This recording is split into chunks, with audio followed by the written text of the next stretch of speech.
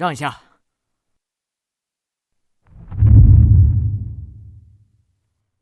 赵队，死者身份问清楚了，张霞，女，42岁，与前夫离婚多年，独居，现在有个女儿在上大学。队长，死者身中3刀，致命伤在颈部。根据报案人提供的信息，初步推算，死亡时间应该在9点钟左右。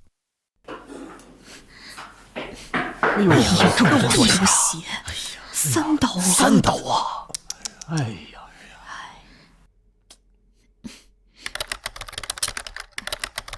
小南，小南，小南，小南，玩，外面出了那么大事情，你就知道玩游戏。姐，你怎么回来了？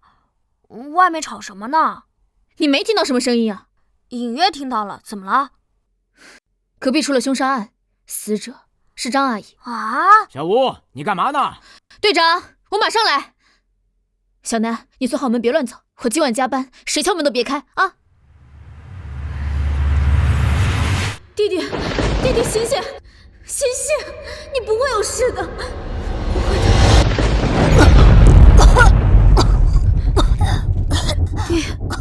你醒了，醒了就好。我穿越了，姐姐，我终于有亲人了。这一世，我要做个好人。我可是最了解犯罪的。姐，我帮你破案啊！你个小屁孩懂个屁破案呢！老实待着。哎呦，这谁干可怜呢？让让。这也太狠了哈！手套，我去拍照。哎呀，这到底怎么说？你说说，这好好的人就……你个小毛，这小孩，好冷啊！哎呀，这是死者的阴气啊！可不是嘛，就是。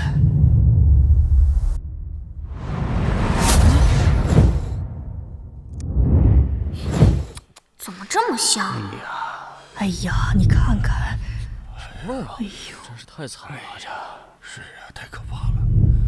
小南，你怎么出来了？快回去，这里有死人。没事儿。队长，监控查过了，最近1个小时内没有人离开过这栋楼。队长，窗户没动过，没有攀爬痕迹，窗外有护栏。密室杀人呢？可不是嘛，这种人听说过，可没见过。这算哪门子密室杀人？熟人作案而已，而且凶手此刻就在这栋楼里。熟人作案而已，而且凶手此刻就在这栋楼里。可能是熟人作案，查一下张霞邻里关系。是。这谁家的孩子啊？赶紧领走！这熊孩子！小南，快回去，再看小心做噩梦。小南，你在这里捣乱干嘛？快回去！不好意思啊，赵队，这是我亲弟弟，他爱捣乱。这是你弟弟啊？亲弟弟？啊，还不快走！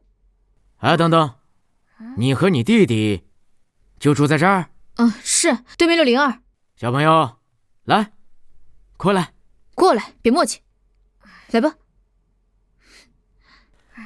小朋友，叫什么名字啊？几岁了？9岁，3年级，放暑假打游戏。9点03分听到尖叫声。哎，大叔，你要问什么赶紧问，别拉家常。好，那你跟叔叔说说看，你在听到尖叫声之前都看到了什么，或者出门发现了什么？我在打游戏。那你怎么要说是熟人作案？这很明显啊。不是老赵，这现场还没勘察完呢，他就敢说熟人作案？你真要听个9岁小孩在这分析案情，这不是浪费时间吗？你爱听不听？哎，等等，他们是离案发现场最近的邻居，听一下。小南是吧？你继续说。首先，从案发到现在，没有人离开过这栋楼。1楼有监控，窗户有护栏，你们查过的。其次，从现场痕迹来看，张阿姨死前挣扎过，但她倒在沙发旁，距离门口有一段距离，尸体并无移动痕迹。此种情况很可能是张阿姨主动给凶手开门，将其迎进门，符合熟人作案特征。还有尸体旁那把刀是凶器吧？刀我见过，就是张阿姨家的水果刀。也就是说，凶手并未提前准备凶器，并非蓄谋已久。再者，从现场痕迹来看，凶手不为财。综上所述，熟人作案可能性极大，而且是在冲动之下的激情犯罪。等等啊！这现场被翻得乱七八糟，财物丢失，痕迹很明显，具体数额还要等家属回来才能核实。凶手不为财，你小子别睁眼说瞎话呀！赵队，还让这小子走吧，别听他胡咧咧。小吴，管好你弟弟。第一，从现场痕迹来看，极有可能是凶手为了误导警方而有意为之。第二，案发于9点前后或更早，这个时间大多数人都还没睡下，没有哪个小偷会在这个时间上门盗窃被发现行凶，不都是后半夜吗？第三，最重要的一点，戒指。戒指？什么戒指？张阿姨手上的金戒指啊！如果凶手是为财，怎么会忽略这枚明晃晃的戒指？你听得懂我在说什么吧？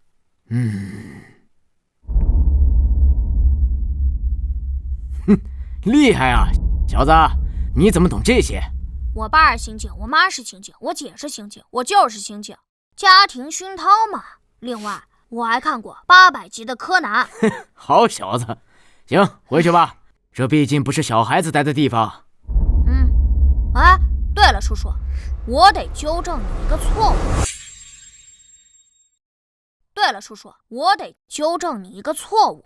你别乱说话，还纠正错误，看把你能的！叔叔，你看到了吧？都看到了吧？他打我，虐待儿童，快把他抓起来，让他好好反省。要报警是吧？反了你了！看见了吧？哎，好。小南，你刚才说叔叔有个错误，什么错误？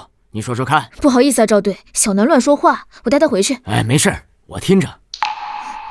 叔叔刚刚说，案发前，也就是尖叫前，这是不准确的，因为可能尖叫声就不是张阿姨发出的。那你又为什么如此推断呢？因为我能听到。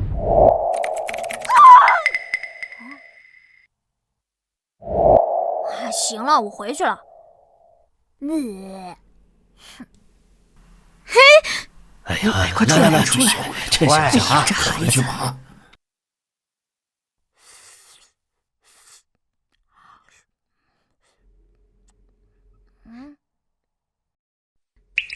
楠楠，你怎么又吃泡面？屋里都是味道，窗也不开透透气。姐，你回来了。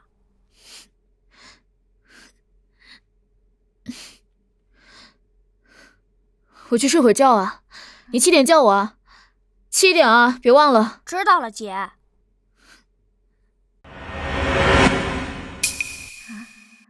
3天了，案子还没破。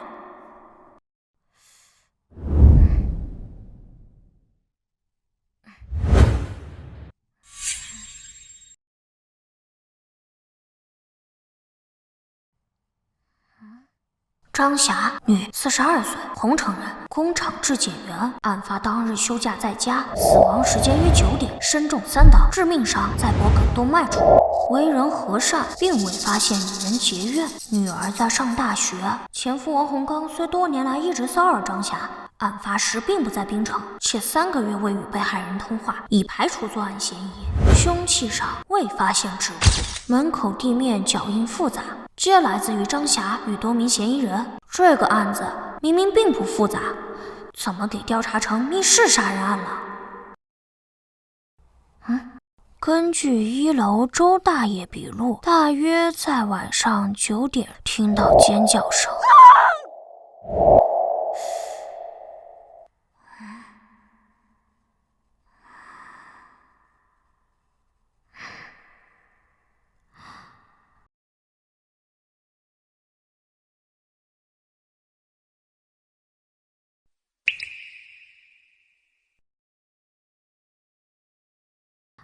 凶手应该就是他。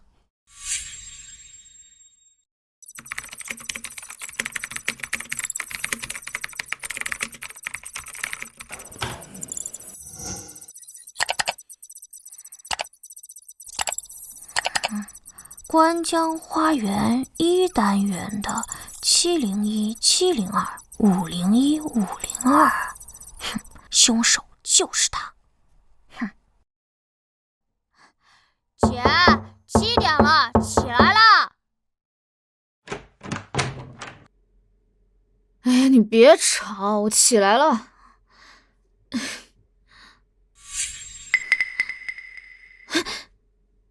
小南，你是不是乱动我东西了？对啊，我看了前几天张阿姨案子的档案，怎么了？你怎么能乱动我东西呢？你个熊孩子，都被你搞乱了。姐，我这不想帮你破案吗？帮我？你不给我捣乱，我就谢天谢地了。这个案子是视听亲自督办，如果不能及时破案，你知道我们局里多少人要受处分吗？帮我。姐，你别哭嘛，我知道你办案压力大，精神太紧张了。哎，讨厌。姐，我告诉你哦，我知道谁是凶手了。你知道？你发现了什么？小南，我跟你说，话不能乱说。还是说你那天发现了什么？不是，这是我经过分析才得出的结论。在这份档案里，你们忽略了一个非常重要的问题。什么问题？1楼住户绝不可能听到任何尖叫声。我以为是什么问题，怎么不可能？别再给我捣乱了，你姐很累，你姐还……姐，你听我说。来，你看这份口供，然后……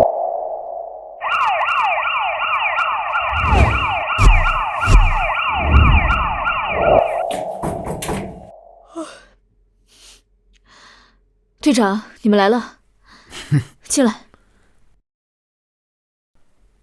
小吴，昨晚没睡觉吗？脸色这么差。睡了一会儿。小吴一个人带弟弟不容易啊。你电话里不是说发现重大线索吗？什么情况？快说。啊，是这样，我弟弟说，案发当天，如果那声尖叫是在6楼的室内发出来的话，1楼的住户根本不可能听见。但是根据我们的口供，里面却说1楼的住户听得非常清楚。哎，等等，这件事情昨天开会的时候不是已经讨论过了吗？能否听到是在2可之间，因为女性的尖叫声能达到70分贝左右。小吴，你怎么回事啊？大家都这么忙，你弟随口说什么，这就叫重大线索？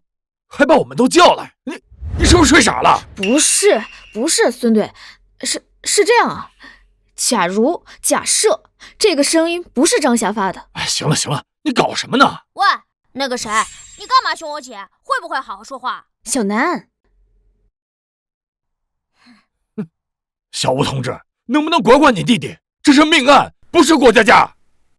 哎，好了，老孙，我知道你着急，别这么上火。你继续说。就我们假设，那声尖叫不是张霞发出来的。姐，你几天几夜没合眼，这才睡了多大一会儿，状态这么差，怎么分析案情？还是让我来吧。行，你来吧。搞什么呀？到底搞什么呀？吴心言，凶杀案你让你弟弟先杀我什么呀？他一个9岁的小屁孩啊！你到底想干什么呀？我看你这刑警是不想干了吧？老孙，你干什么？别吓到孩子。行，你们说啊！你让一个9岁的小孩给你上课，教你们怎么破案。我走。等一下，小南，你干嘛？你不能走。怎么个意思？案情分析你爱听不听，但你打碎我家花瓶赔钱。小南，你别闹。姐，你别管。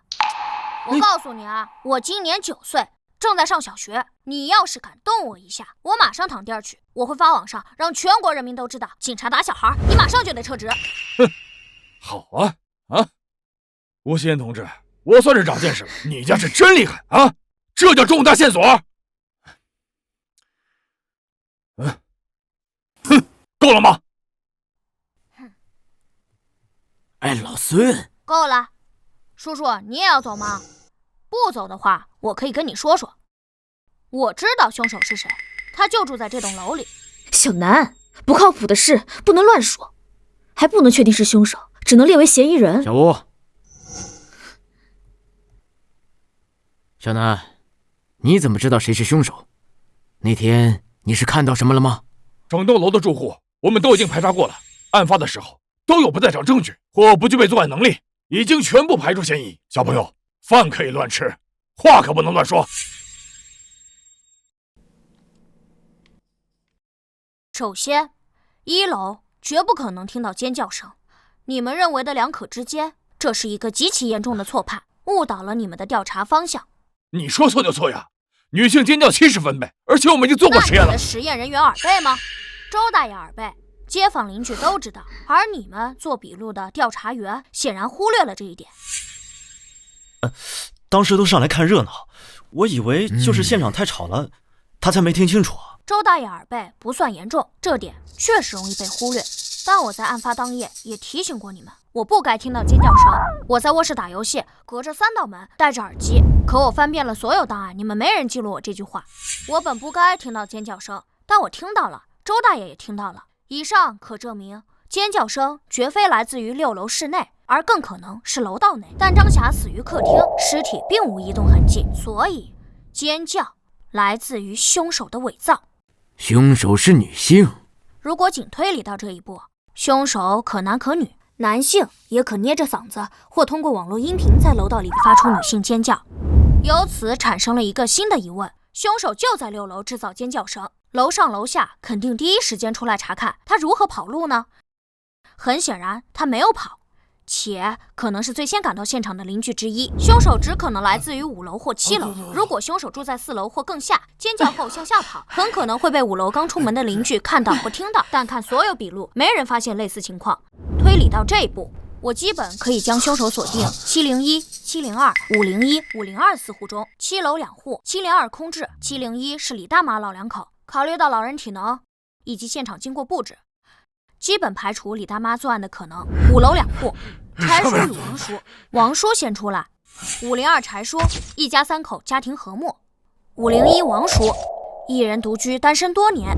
绝大多数案件逃不开财、情、仇，而在本案中，张阿姨未与人结怨，而凶器又是张阿姨家的水果刀，所以凶手是因情临时起意冲动杀人的可能性最大。再看笔录，502柴叔笔录证明他在出门时已经看到王叔出门。李大妈笔录，他在下楼时已经看到王叔与柴叔一前一后跑到601门口，也就是说，第一个出现在楼道里的人是他，第一个赶到现场的是他，马上断定张阿姨出事的是他。踹开门使门锁遭到破坏的，并向里面走几步留下脚印的也是他，所以我认为凶手就是他。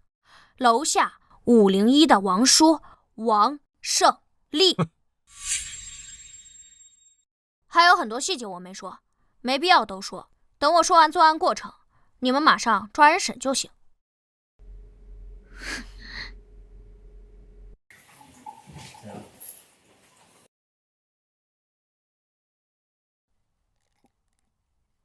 7月13日夜里8点半至9点之间，王胜利正在张霞屋内谈事情，因为某些矛盾，王胜利失控。停，你可别胡说八道了，主观臆断，没有任何证据。这是严谨的推理，如果你有问题，允许提出来。好，那我问你，现场明明有盗窃痕迹，你为什么说没有丢失财物？张阿姨的女儿在案发隔天赶回来，笔录我看了。她这几年在外上学，极少回家，只能确认被害人卧室里过去的首饰没丢，2部旧手机没丢。至于被害人这几年是否置办其他值钱物件，以及是否丢失，他无法确定。你也知道无法确认。我原本认为戒指没丢是凶手伪造现场的疏忽，可我重新复盘案件后，发现并非如此。凶手在犯案后出奇的冷静，他做了很多他自认为很精巧的布置，是他调节了空调，以减缓血液凝固速度。凶手还擦掉了刀上的指纹、空调遥控器指纹、柜子前的脚印。他想要伪造成入室盗窃被主家发现，从而杀人的假象，但他显然不具备布置完美犯罪现场的能力。不知该如何处理赃物，1楼有监控，他带不出去，他怕警察搜全楼。因此他不是疏忽，他是故意的，什么都没拿走。这假象他认为也是合理的。入室盗窃，还未发现值钱物件，被发现杀人，慌忙逃走。所以结合被害人女儿的笔录，我认为他就是什么都没丢，因为他不敢拿。你可真会想象。还有什么问题吗？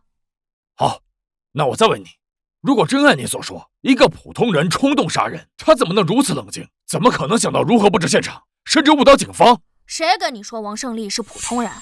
你什么意思？要不咱打个赌吧？赌什么？王胜利是凶手？你真当这是过家家？王胜利一定是凶手，没什么好赌的。哼，那你扯什么？我认为王胜利过去杀过人，身上还背着命案，你信吗？什么？什么？他过去杀过人？小南，不能乱说话。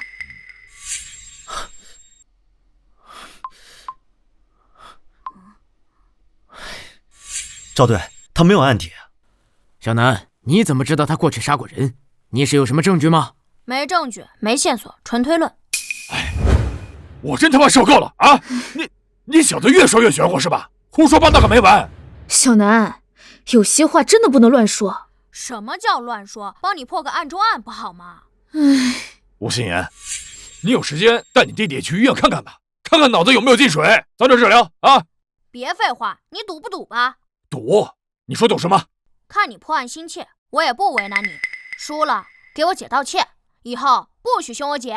行，如果王胜利没有杀人，我看你姐就不要干了，拖了这身警服。哎，老孙，你跟孩子赌什么气呀？我哪里跟他赌气了？打赌明明是他提的。那行，我再加一条。行，随便你加。我要是输了，跟你磕一个都行。哎，好了，真当过家家呢？有点纪律性没有？我们从这儿分析案情呢。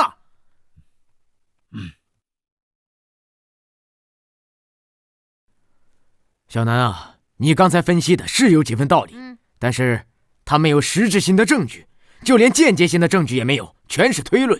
我现在虽然可以把王胜利带回警局配合调查，但最多关他48个小时。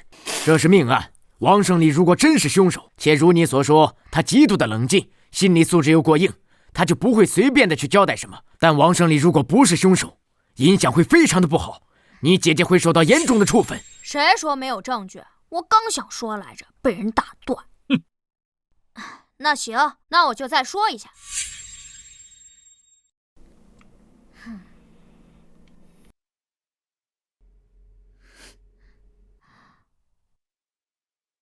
7月13日夜里8点半至9点之间，王胜利正在张霞屋内谈事，因为某些矛盾，王胜利失控，便拿着水果刀对着张霞身前连刺数刀。王胜利擦掉了刀子上的指纹，伪造现场，便回家洗澡换衣，接着返回6楼楼道，制造出尖叫声，再迅速跑回5楼门口。这时柴叔开门查看，恰好看到王胜利已经出来。其实他是从楼上刚下来的，整栋楼都被惊动了。众人来到601门口，敲门、砸门，折腾了一番。这时挡着门的王胜利才第一个踹开门，看到了死者。以上是凶手作案的大致过程。间接证据：根据被害人伤口出血量，凶手身上必被泵溅上血，他需要回家洗澡换衣，且对衣服反复冲洗。案发这3天，他一定反复冲洗过浴室，可以查一下他家的水量情况。证据2，可对凶手家浴室进行卢米诺测试。卢米诺测试，高度灵敏的化学发光检测方法，法医学领域检测，肉眼难以观察到的极微量血迹。哪怕凶手反复清洗过浴室，血液被稀释到100万分之一，卢米诺测试依旧会有效。证据3，王胜利40多岁，重度烟瘾，嗓音沙哑的他，哪怕捏着嗓子，恐怕也很难模仿出女性尖叫。所以，我认为他是靠电子设备模仿出尖叫。抓人时，带我去现场搜查，我能帮你们找到直接关键证据。不对，假设王胜利真的杀过人，而且洗了澡，按被害人的出血量，但如果角度……案发当天，围观邻居中，王胜利是唯一一个刚刚洗过澡的人。虽然他吹干了头发，换了新衣服，伪装得很好，但他身上依旧有浓郁的沐浴露香味。我证明，我记得，我可以断定，王胜利身上不仅溅上了血，还很多。如果只是少量血溅到衣服上，换衣服就够了，不需要洗澡。还有问题吗？用水量够了，等我打电话。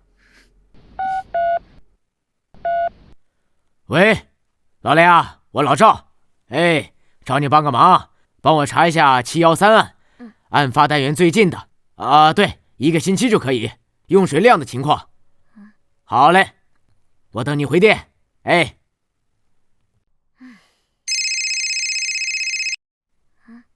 哎，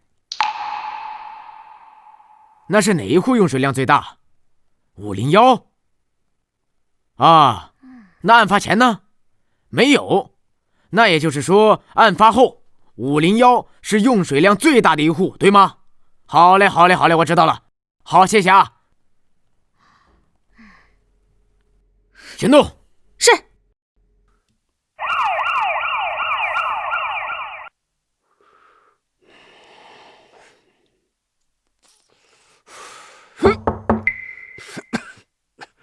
谁呀？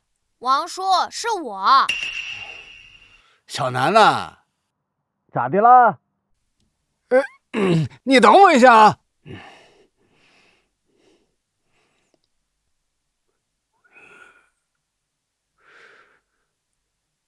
这大晚上的，小南，你有什么事儿吗？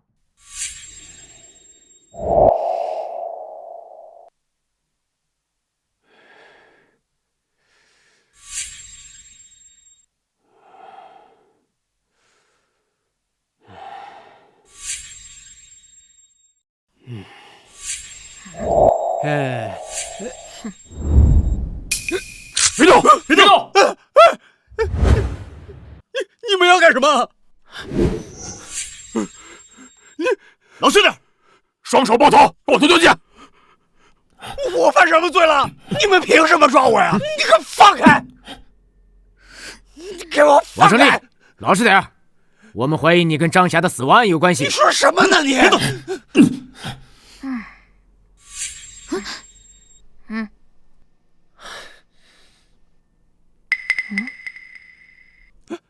等等！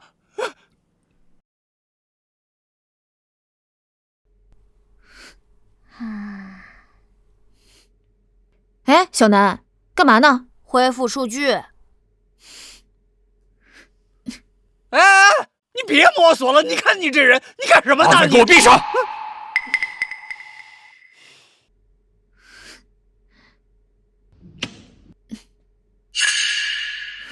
队长，你快来看！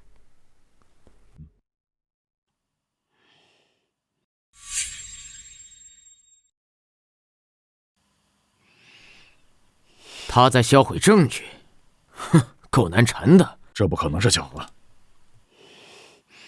洗手间怎么回事？那个，我站起来回答啊。那个警官，重做防水啊，这不犯法吧？这几天查到你用水量极大，翻新，你怎么用水？重做防水需要测试防水效果呀，吴警官。这个女孩家她都懂什么？你就此砖呢？扔了？估计这会儿已经被垃圾车给拉走了吧？要不你们去瞅瞅？哎，你们研究我们家的瓷砖干什么呀？我让小李去。不用，证据是污染了，农民诺结果不作数的。哎呦，这是怎么了？楼上张姐刚死，警察抓人，难道是小王杀人了？不能吧？他平时挺老实的。哎，我没杀人啊！你们有什么证据啊？你们凭什么抓人啊？你给我放开！你给我老实点！那个吴警官，咱们怎么说也算得上是楼上楼下的邻居啊！你怎么能……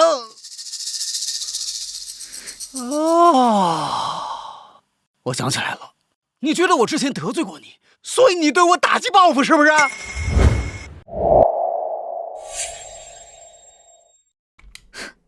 我报复你什么？你觉得我差点害死你弟弟？啊？警官，他平时加班忙啊，他经常不回家。那次呢，他拜托我去接他弟弟放学，我没答应他。结果呢，他弟弟放学自个儿回家，在路边贪玩掉河里了。你弟弟落水，当晚有这事儿？是。哎呦，我想起来了，那天呢，我本答应小吴买菜顺便过来接小南的，结果我临时有事儿，我就没去，跟小吴电话说了。哎呦，这事儿啊，说起来也怪我。哎，不过人可不是我杀的。哦，我知道了，你弟弟差点掉河里淹死，你怪我？谁怪你了我？你不怪我，你们抓我干什么？陷害我，杀了张霞，你们一点证据都没有就把我给抓起来了。哎呀，这不是陷害，这是什么？不能吧？吴警官平时人挺好的，就是脾气差点。谁知道啊？这到底是……哎呀！哦，我想起来了，最近啊，新闻上说啊，咱们槟城在评选什么东南最美城市，现在发生了命案，这影响极坏呀！听说呀，这个案子还是市厅督办的，让他们限期破案，降低影响，是吧，各位警官？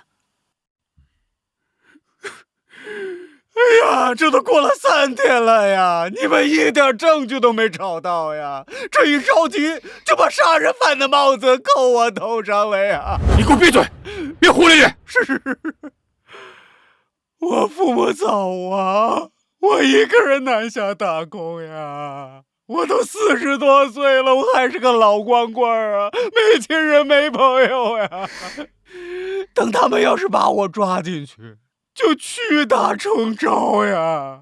到时候连个替我伸冤的人都没有呀！我太适合被诬陷为杀人犯了，是吧，吴警官？你这么陷害我，你心可真够狠的呀！你他妈的，把嘴给我闭上！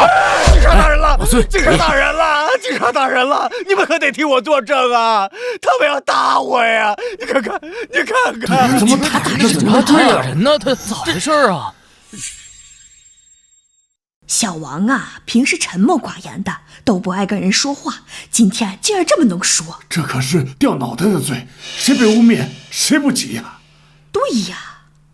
哎呀，一直要查清楚，别诬陷好人。干什么呢？侦办现场禁止拍照。没什么。凭什么不让拍啊？警察大人不让拍啊？啊，还有没有王法啊？王胜利，注意点啊！谁打你了？他呀，他刚才要打我，你没看见呢？哎，人家邻居可都看见了，你现在不承认了是吧？各位街坊邻居啊，你们肯定不能走呀，可得替我作证啊！你们要是走了，这帮黑警察肯定打我呀！到时候就算没有证据，他们也会伪造证据的呀！放心吧，小王，我们不走。王哥，我们都看着呢。你们放心啊，我没杀人，我肯定不会承认的呀！就算他们把我抓进去，那最多就是关我48个小时。我要是没出来呀，你们可一定要给电视台打电话呀，让全市人民都好好看看这帮黑警是怎么诬陷无辜市民的。队长，哪里需要做卢米诺测试？不需要了，你去看一下现场。让一下。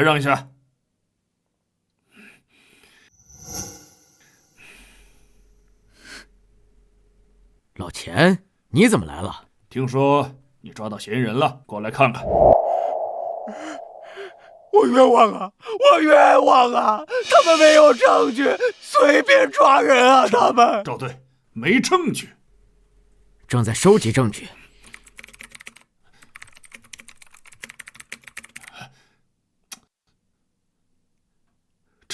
这怎么还有个孩子啊？老钱。行，有事说事。老钱，这是我们1组的案子，赵队亲自盯着的，这里没你们2组的事。你从哪儿来啊？回哪儿去吧，别在这添乱。什么？我添乱？就你手下那几个歪瓜裂枣，还有个走后门进总队的，连现场管理都做不好，能办好什么案子？不是，你什么意思？没意思，我早就说过，这个案子就应该让我们2组来办。青天大老爷，你可来了呀！你可得为我做主呀！我是被冤枉的，他们没证据啊！他们，你看看啊！随便扣人，连证据都没有，这传出去会造成什么影响啊？哎，行了，老钱，这没你的事儿，回吧啊！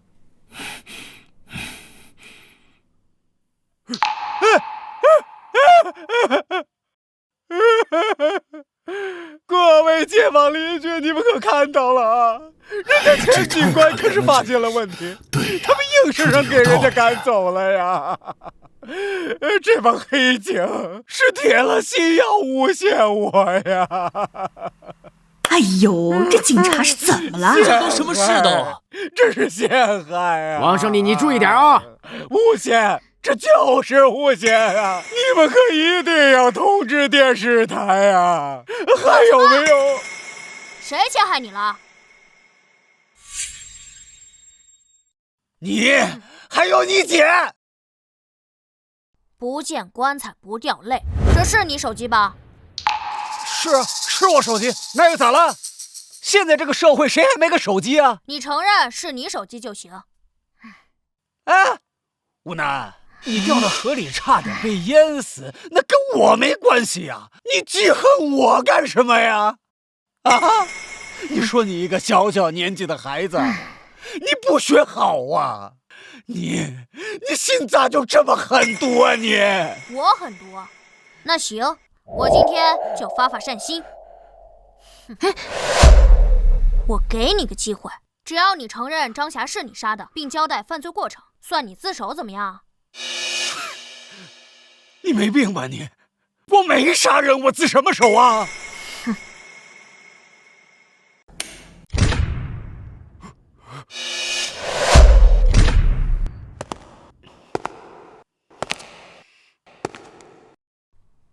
你露怯了。什么？是他你啊！你果然杀过人。你胡说什么？你东躲西藏这么多年，想必熟读法律。其实你是知道的，你是临时起意、冲动杀人、激情犯罪，配合自首情节，是判不了死刑的。死缓减无期，实际服刑时间不得少于原判刑期的1/2。也就是说，如果你自首，老老实实服刑，再有个什么重大立功表现，减刑，最快15年就能出来。其实你很清楚，警方已经盯上你了，你逃不掉的。就算你48小时死不交代，你与张霞的过往也一定会被查出来。警方只是需要更多时间，而你还心存侥幸死不承认，因为你在害怕你过去的事被翻出来。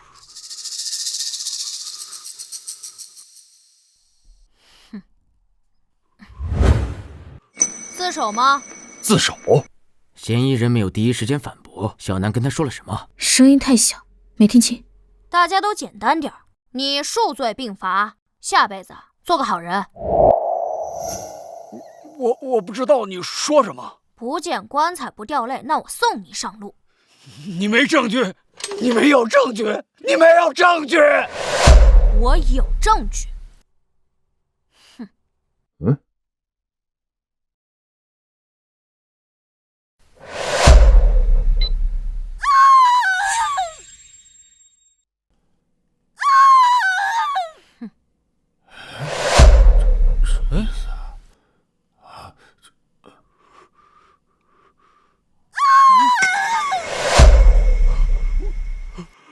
这是张霞的声音，听起来有点怪，但这就是那天晚上的尖叫声。对，就是这个声音。不是，不可能！我明明已经删了呀，我已经删除了。什么意思啊？哦，你删掉了？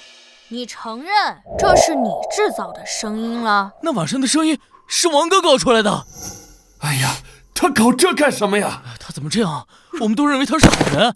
没想到真是他呀，真是作孽呀！我已经删了，我明明已经删了呀！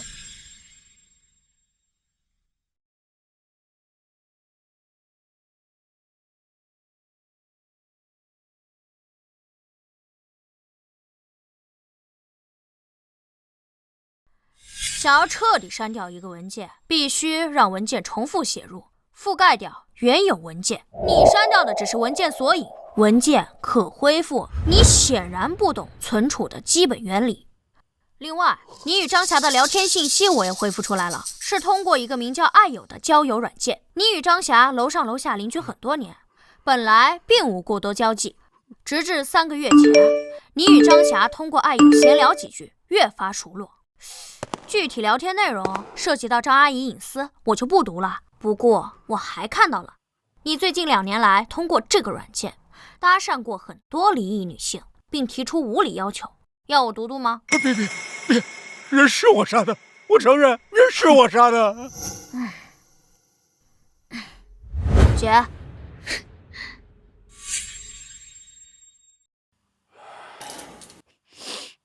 我杀他只是一时冲动啊，我俩好了快3个月了，我最近发现他不对劲，对我越来越冷淡了。我怀疑他外面有男人了，我那天给他发消息他也没回，我就去找他了。谁啊？我。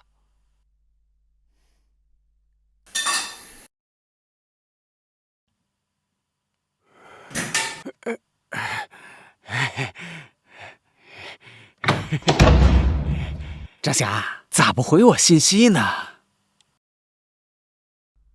卧室充电呢，没听到。进门时间8点。具体聊了什么？就闲聊些家常话呗。我还问他白天休息他干嘛去了，他也没说。王胜利以前真杀过人？杀过。为什么要杀他？警官，我不是跟你说了吗？他外面有男人，对不起我呀！哼，老实回答问题。我就是，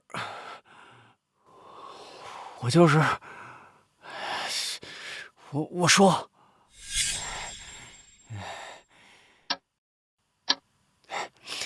哎，张霞，你看时候都不早了，要不今天晚上我就住这儿吧？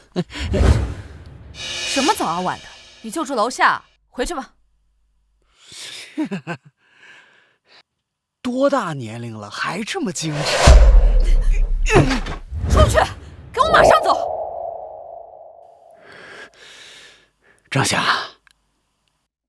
你是不是外面有男人了？滚！给我滚！再不走我报警了！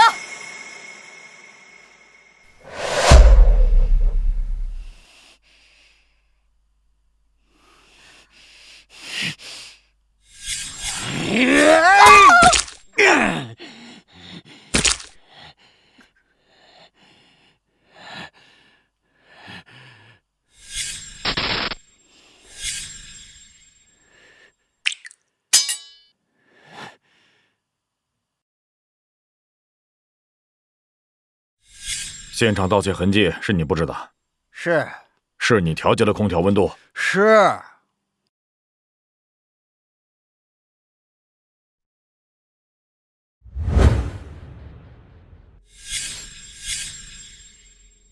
既然你承认就好，让他还押。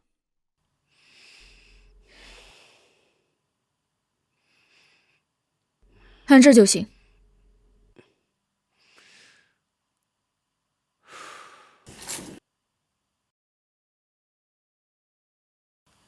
结束了，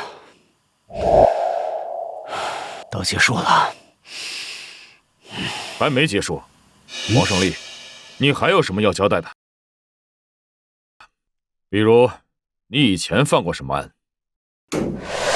或者说，你以前杀过人吗？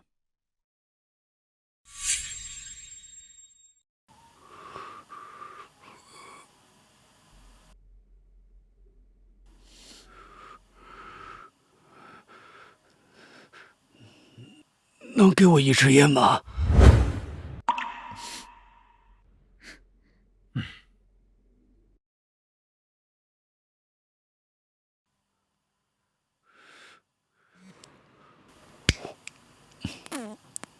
是。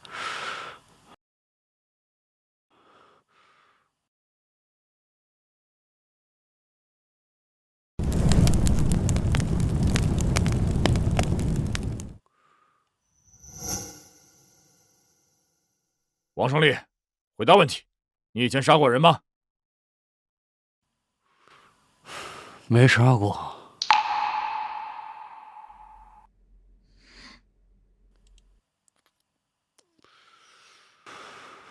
张霞是我杀的，我都已经承认了呀。至于其他的，没什么好交代的。哼！王胜利，我警告你，不要负隅顽抗！谁负隅顽抗了，警官？没杀过什么人，有本事你们自己去查喽。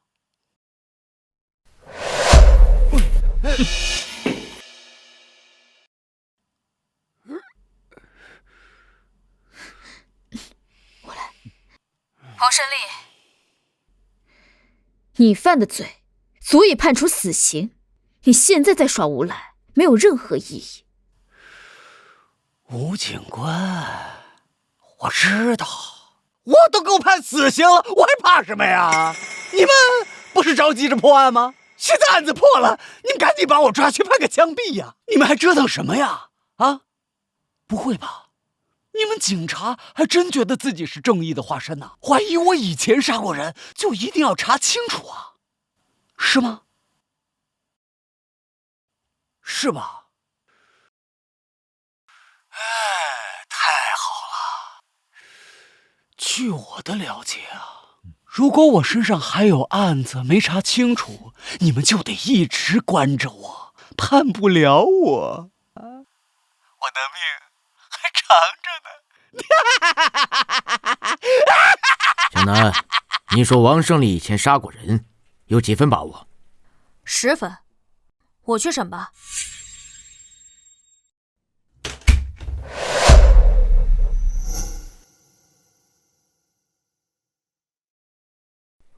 署长。赵队，听说你找到证据了。老赵，审讯的怎么样了？嫌疑人都交代了，对犯罪事实供认不讳。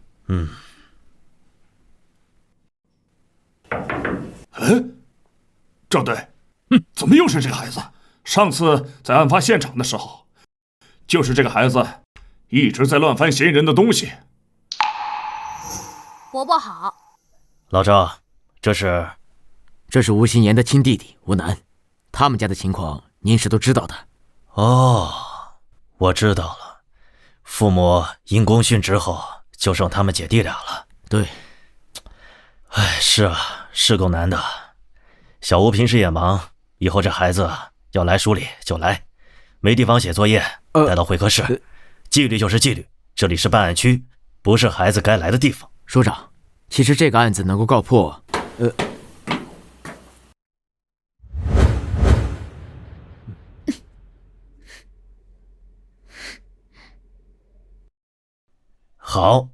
好，这个案子能告破，你们功不可没，赶紧结案送检吧。署长，还不能送检啊？为什么？小南，你说王胜利以前杀过人，有几分把握？10分。我们怀疑王胜利在杀害张霞之前还杀过人。还杀过？案中案？有什么线索？这嫌疑人现在还拒不交代以前的犯案。没有线索。是我说的，嫌疑人还杀过人，交给我来审，我能马上结案。小南，你这不是胡闹吗？一个小屁孩说他杀过人，你们就信了？老赵，你也是老刑警了，你近期马上就要提一提了，绝不能犯错误。署长，这些我都明白。其实713案能够顺利的告破，还多亏了吴楠，他是个神童。神童？所以没有线索，没有证据，他说你就信？原本我们对吴楠的话有所怀疑，但在本案的侦查过程中，我们发现犯罪嫌疑人有极高的反侦查意识以及过人的心理素质，他不像是初犯。哎，等等，老孙，你的意思是还真要查？什么线索都没有，怎么查？就这么一直耗着吗？就这么一直关着嫌疑人吗？上边要求我们限期破案，既然这个案子已经破了，署长，713案可以上报，但是犯罪嫌疑人以前的犯案，我还是觉得……怎么？你想查？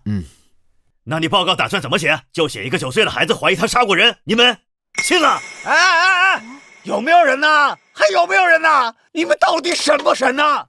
还有没有点人权呢？啊！保持安静！你们到底审不审呢？我都困了。你不审的话，把我送回去睡觉吧。哎，怎么来这么多人呢？哦，你们刚才在外边不会是在商量怎么对我刑讯逼供吧？来，老子都被判死刑了，老子怕你们呢啊！来，尽管招呼。老张，我再给你5天时间，查明嫌疑人过去还杀了谁。署长，这可能是嫌疑人为了故意拖延时间，故意这么说的。5天？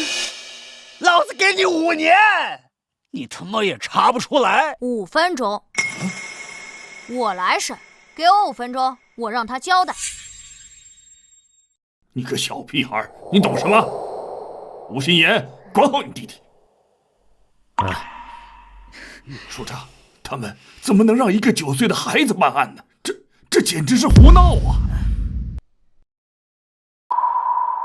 小吴，你弟看过案件卷宗，这是违反纪律的。署长，我给我5分钟，破不了案，伯伯可以处分我姐。什么？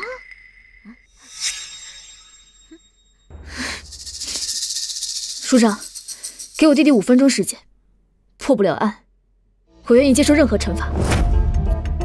署长，他们怎么能让一个9岁的孩子办案呢？这简直是胡闹啊！行了，署长，您不能对他们这么放任。这个5分钟还是耽误得起的。你既然说他是神童，而你又立下军令状，那我就给你这5分钟。好，就5分钟。小南呐，你呀也是我从小看着长大的呀。说实话，这街坊邻居的可没谁夸你聪明啊，你挺笨的。这之前呢，也不知道是谁教你的那些东西。看现在这个情况，没谁教你了吧？就你审我呀，孩子，现在时间不早了，你也没事了，还是赶紧回家打游戏去吧。啊，11年前到13年前，北方安宁省入室杀人，被害人为女性，悬案未侦破，现场并未留下指纹、DNA 等痕迹。像这种当年未侦破的大案，怕是符合以上条件的案件没几个，甚至可能只有1起。我知道，直接告诉你，你肯定不服。我让你死个明白。哎呀，小孩子呀，人不大，口气挺大的呀。你在杀害张霞后，你伪造现场，回家清洗，并利用她的尖叫声让警方误判了张霞的被害时间。你利用这个时间假装上网，留下电脑浏览器记录，给自己制造了不在场证明。我说的对？这我都已经招过了，还用得着你分析啊？我是想说，你杀人后的冷静，有极强的心理素质与反侦查力，你不是一个普通人。这只有2种可能：第一，你是个疯子，内心很扭曲的变态，熟读法律，钻研犯罪；第二，你杀过人。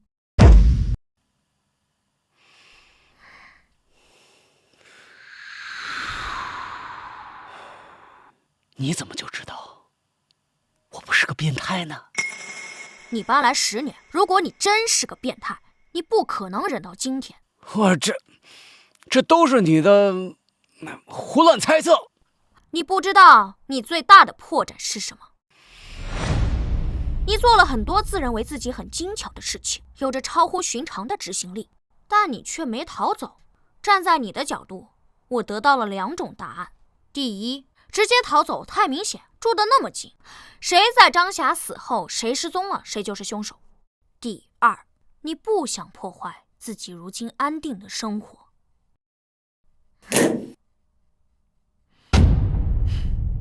根据你的第1次笔录，你是北方普陵省人，父母双亡，10几岁便远走他乡，来到南部辗转多地打工。10年前定居于槟城，靠打零工过活，很少社交，未婚未育。而根据其他邻居的笔录，关于你的事也提到了你性格内向、沉默寡言，甚至可以说是孤僻。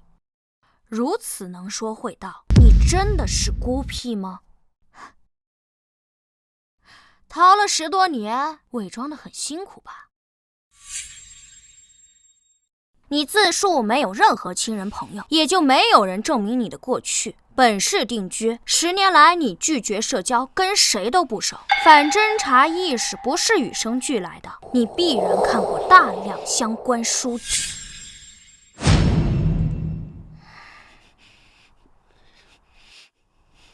或许你自己都没意识到你身上的味道有多重。味道？什么味道？逃犯的味道。你这种人，如果不怀疑你还好，一旦盯上你，实际上你处处都是破绽。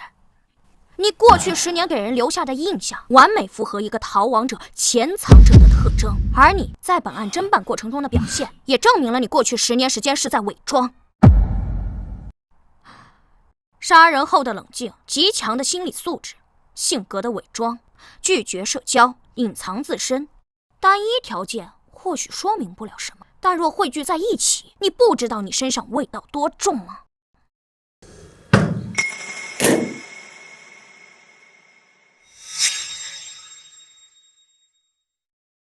？10年来，你每日惶惶不安，每一次警笛声响起，都让你恐惧。你活在焦虑里，烟瘾很重，你不敢与任何人深交，你害怕别人了解你，甚至你现在这个王胜利的身份都可能是冒用的。而你却住在刑警家楼下，你想要灯下黑？哼，你想要掌握本地警方的第一手动向。你杀过人，对吧？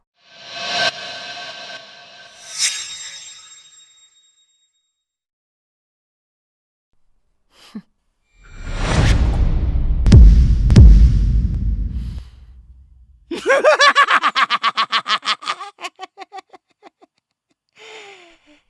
但是那又能怎么样呢？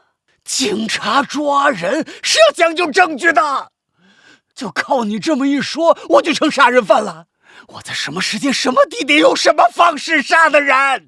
你没有证据，你没有线索，对吧？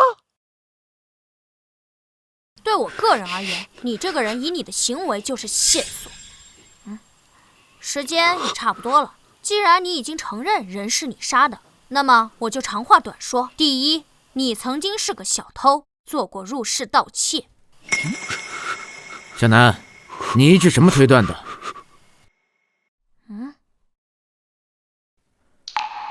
报告需要写清楚。因为张霞被害现场的盗窃痕迹是专业的，一个入室盗窃惯偷会很清楚哪里可能有财物，哪里没有。而在张阿姨被害现场，距离门口最近的是鞋柜，还有厨房橱柜、洗手池台下柜等位置并无翻找痕迹。而诸如茶几、电视柜、衣柜，包括挂有常穿外套的衣架上面的衣服，这些可能放有老旧手机、首饰、现金的位置，全都被翻过。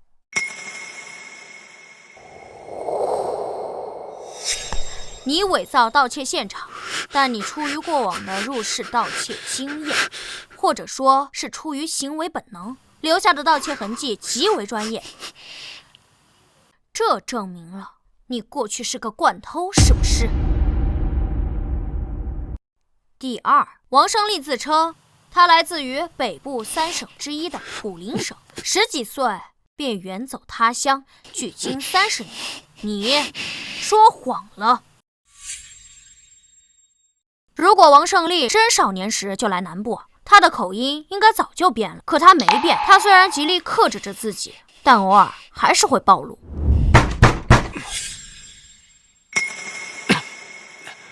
谁啊？王叔，是我。小南呐，咋的了？北部3省以安宁省口音最重。也最容易识别。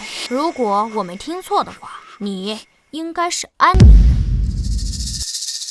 第三，既然王胜利乡音难改，那么我认为在他成年后的很多年，他都待在家里，因此他正是在第一次杀人后才逃离的家乡。第四，王胜利身高167，身材瘦小，他杀害的若是一个成年男性，且自身没有暴露，那么难度更高，因此我倾向于他杀害的是一名女性。第五，人是有行为惯性的，王胜利在杀害张霞后，身旁就是张霞的尸体，他却能够从容地清理痕迹，伪造现场，甚至他还能想到把现场伪造成入室盗窃这一点。我认为王胜利在冲动杀人后能有如此高的执行力，与他过去经历过相似场景有关。别说了，别说了。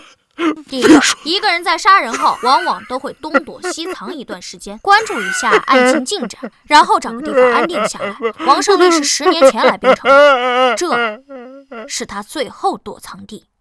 这10年也说明了王胜利不是一个爱换地方居住的人，不然应该死定了。我认为他上次作案时间应该是在11年前到13年前之间。综上所述，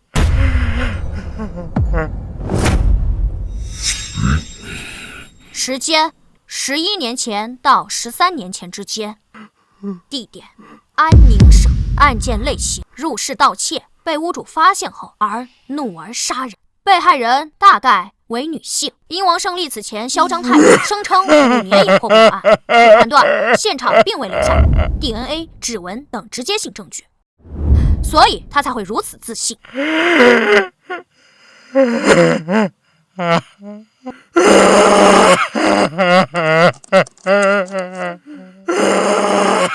姐，符合以上所有特征的案件找到了吗？目前有2个，如果排除 DNA 和指纹这些直接性线索的话，剩下1个。12年前，安宁省会凤阳市616灭门惨案，死者是一名成年女性与2名婴儿。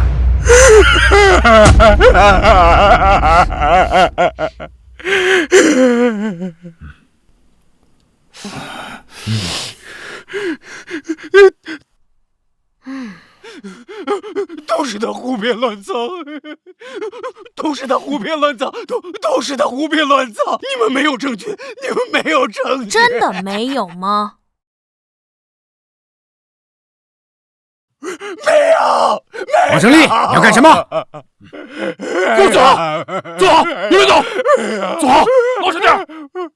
不是我，不是我，我跟那个案子没有任何关系，没有任何关系。如果没有证据，那你在害怕什么？确实应该没有 DNA 指纹的证据，但只是没有什么直接性的证据。你搬来10年，惶惶不可终日，你到底在怕什么？是有证据的，对吧？一起凶杀案至少要调查半年以上，所有线索全断，无法继续追查，才会暂时搁置。期间会有成百上千人被调查，庞大的调查信息里会有很多佐证，很多间接证据。只是因为你当初是随机作案，你从未被列为嫌疑人，也没有在你身上核对，所以才让你暂时逃脱了法网。而现在，我们已将你与616案联系到一起，你逃不掉的。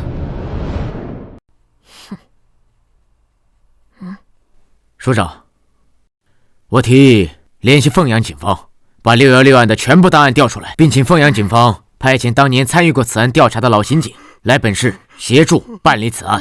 我同意，报告可以回来再补。你现在马上联系凤阳警方。是。赵叔，等一下，算上那边整理资料的时间，最晚后天到，满打满算3天时间。无论你交代与否，616案必破，你何必死扛着？大家都很累，不如简单点。我现在只需要你回答我，616案是你做的吧？ 616案是你做的吧？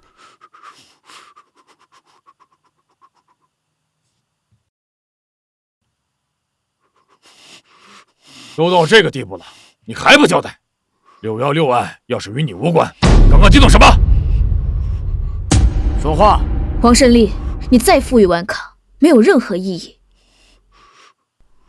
你是不服我吗？因为我才9岁就抓到你，实际上这次没有我，你也会被警方抓到。你杀张霞可不是随机作案，就算没有我，警方只需要多几天时间，也会查到你与张霞的关系。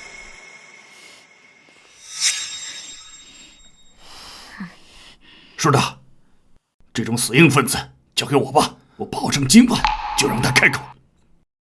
我可以保证，在凤阳警方抵达前，让他交代所有的犯罪事实，可以直接结案。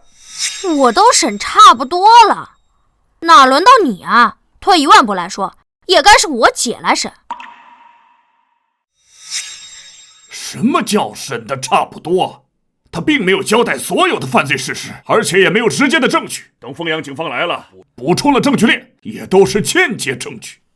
宁口供送审非常麻烦，也许还会拖得更久。署长，对付这种死硬分子，必须要攻破他们的心理防线。你姐才从警几年呀？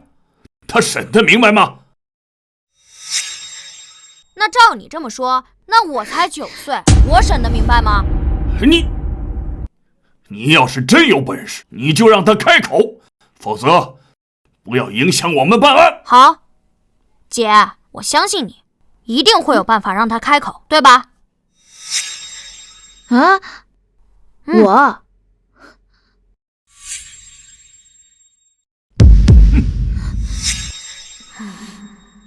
我才9岁，警署里的功劳也不可能给我，报纸上都不能写我是吧？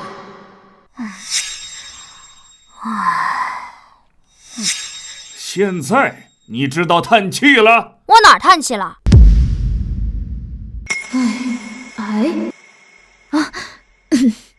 那个王胜利，我可以告诉你，是交易。对，交易。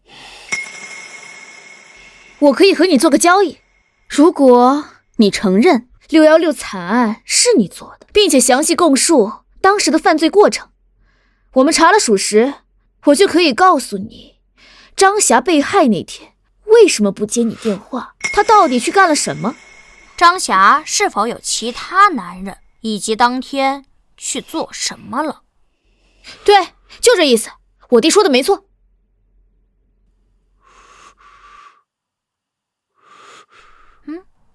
其实这也不仅仅是交易，而是我非常想让你知道，干脆点儿，你承认作案，我告诉你答案，你交代犯罪过程，我可以给你看张霞的体检报告。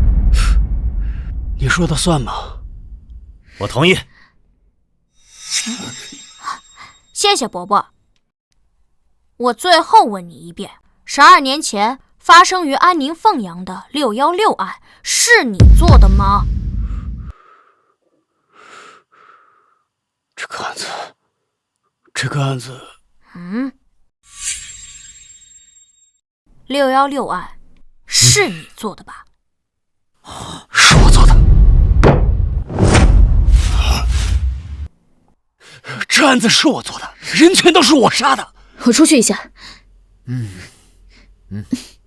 你快告诉我。你知道我为什么想让你知道吗？什么？我想让你知道你多该死。什么意思？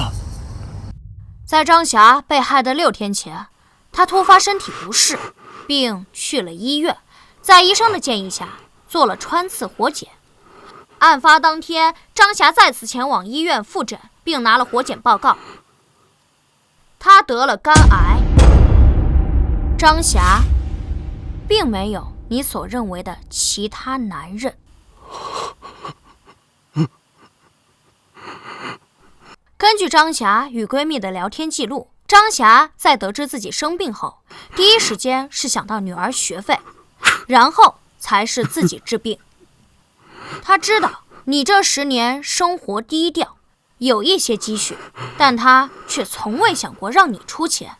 他确实是想跟你分手，但他是不想拖累你，而你却杀了他。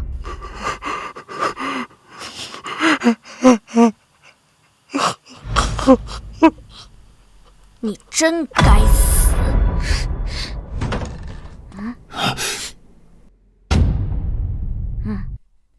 这是张霞的体检报告，如果你还有兴趣的话，可以给你看。先老实交代犯罪过程吧。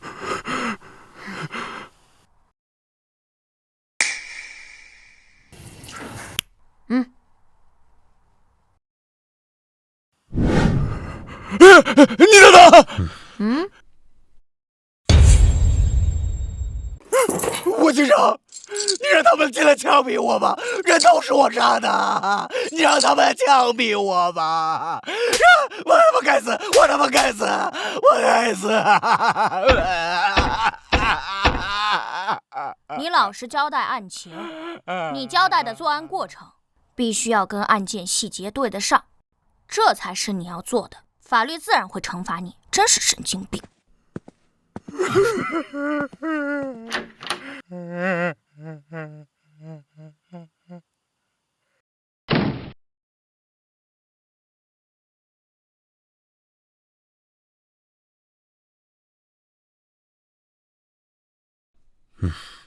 小南是吧？吴楠。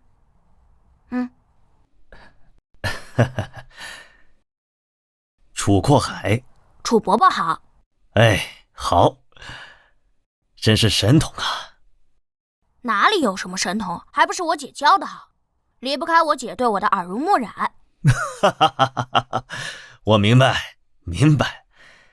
也是啊，你才9岁，不管是面对上边还是面对大众，你都不适合出现在凶杀案的报告里边。既然你代表你姐侦破此案，那这2个案子的首功自然是她的了。放心，楚伯伯，那有奖金吗？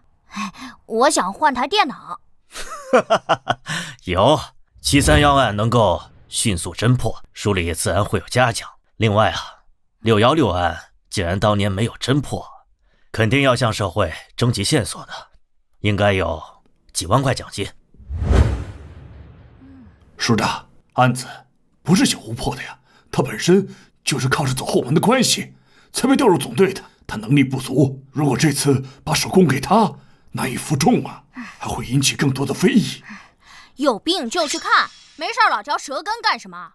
小鬼，你骂谁呢？我没骂人啊。你刚才说谁有病？你啊，嘴唇发紫，口呼吸，筒状胸，偶尔咳嗽。我真心建议你去医院看病，病得不轻，再晚说不定就来不及了。你这孩子到底还有没有教养？到底谁没教养？说谁走后门呢？你一把年纪了，还妒贤技能，争功夺利的。你什么你？我姐今年27，5年前从东南警校毕业，2年特举，拿过2次东南警界女子格斗冠军，1次射击冠军。之后，我姐转去基层，从民警做起，也是冲在了第一线。3年前梅河区闹市劫持案，是我姐与人质交换，最终制服歹徒，差点被抹了脖子。前年那场爆炸案，要不是我姐枪法够准，用手枪打中了120米外的目标，说不定还要炸死多少人。去年联合行动追捕逃犯，我姐身中2刀都能制服逃犯，在家足足躺了3个月才养好。在那几个月前，是，我承认，我爸妈6年前因公殉职，我姐在晋升过程中确实受到了一点照顾，包括去年调入总队，继承了父亲的警号。但我敢说，我姐没有走后门，她每一步都走得堂堂正正。她是一个优秀的刑警，容不得你来抹黑。舅舅提过很多次，想把我姐调到他那边去，待遇肯定比这里好。但我姐不同意，按照我姐的话说，这里是我爸妈守护过的城市，她要继承爸妈的志愿，继续守护这里。你说的好像就跟谁没负过伤似的啊！在这里的老刑警有一个算一个，谁没有在一线拼命，谁没负过伤？哎，行了行了，这是负伤的事吗？我姐破格提拔，不是立功就是拼命。你说谁走后门？那行，现在领导不是在吗？你说是谁给我姐开的后门？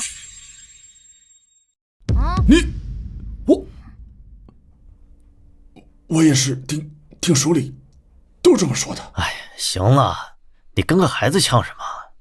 嘉奖的事儿就这么定了。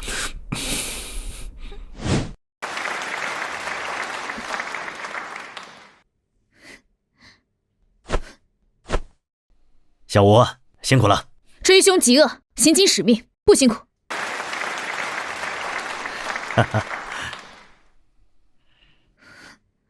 小南，姐，你回来啦？好困啊。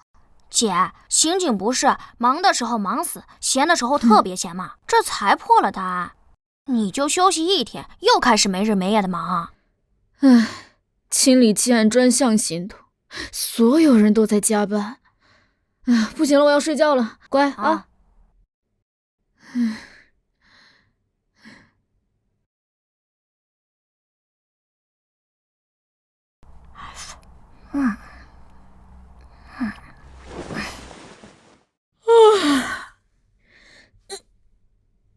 姐，你醒了？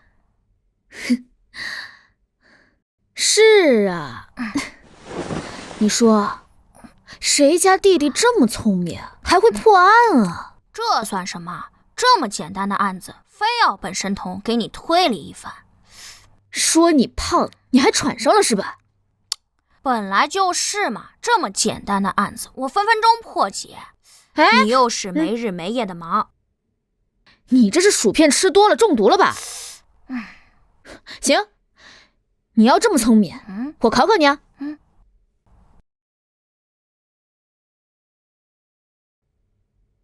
来，分分钟把这个案子给我破了，给我看看。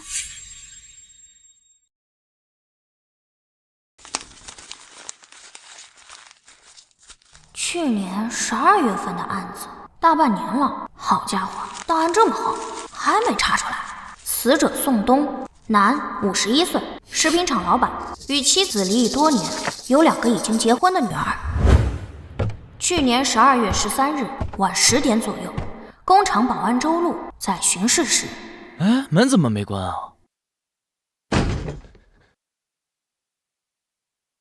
发现老板宋东死于总经理办公室，而后报警，警察随后赶到现场。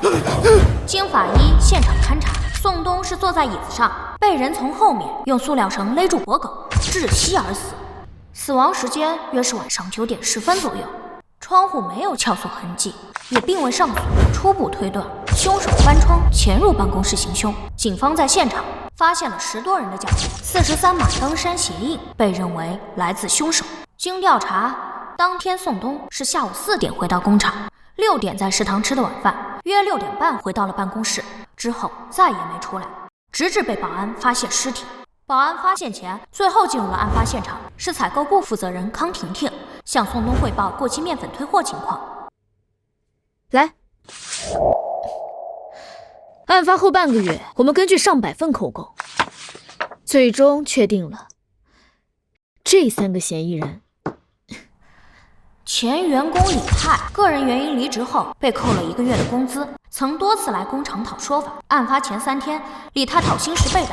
面粉厂老板冯群因过期面粉退货事宜与宋东发生纠纷。财务傅娇娇原本是普通员工，因成为宋东姘头，一跃成为工厂财务主管。案发前曾多次挪用公司公款，并因此与宋东发生争执，被宋东殴打。此时工厂人尽皆知。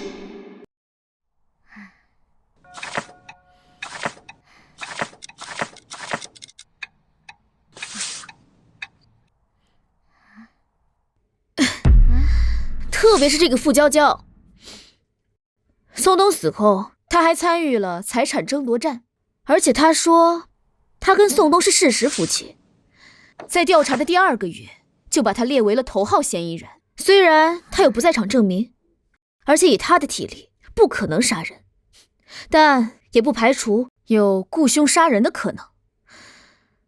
可是我们警方在随后的调查里，没有任何结果。姐，你们所列的这3个嫌疑人，可能调查的方向全错了。你有什么发现？还没有。没有？你说个屁呀！也不是说没有。唉，案子已经过去大半年了，很多线索都已经被破坏，或者是被凶手隐匿。不过，仅从你带回来的这份档案来看，我有10几个怀疑对象。10几个？对，站在凶手的角度，考虑到人性，因为利益，因为感情，因为仇恨，熟人作案，预谋杀害。宋东的人际关系太复杂，有很多人被值得怀疑。果然啊。什么？我就不应该给你看卷宗。为什么？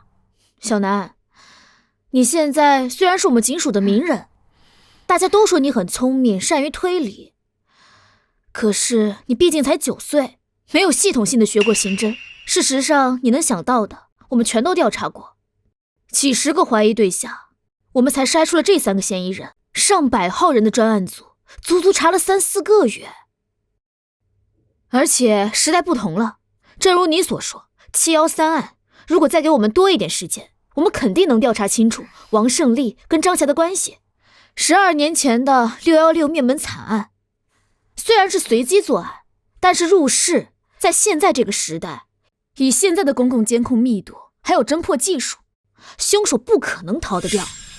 哎，姐，你为了打击你弟弟，还真是煞费苦心啊。小南，我真的没有打击你，你真的很聪明。我也希望你考上警校，成为一名刑警。毕竟，咱妈的警号还等着你继承呢。好啦，档案你也看到了，你也没有列出个直接嫌疑人，证明你这一套刑侦推理是破不了案的。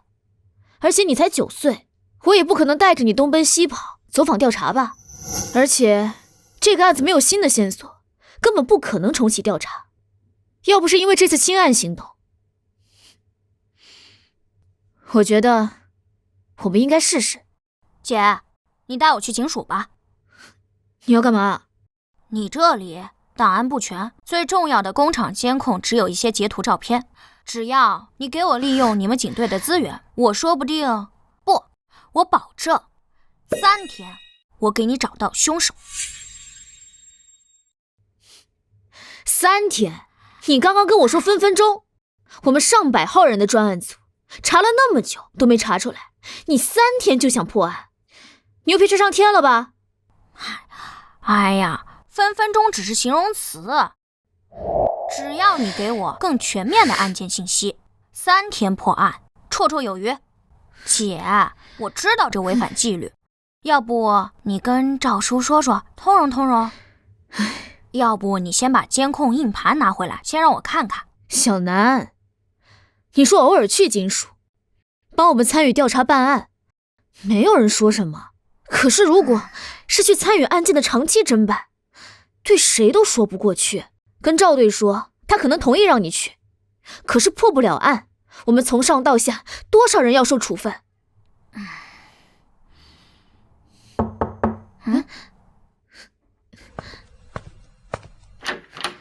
哎，孙队，你过来了。小南在家吧？我来看看我们的小英雄。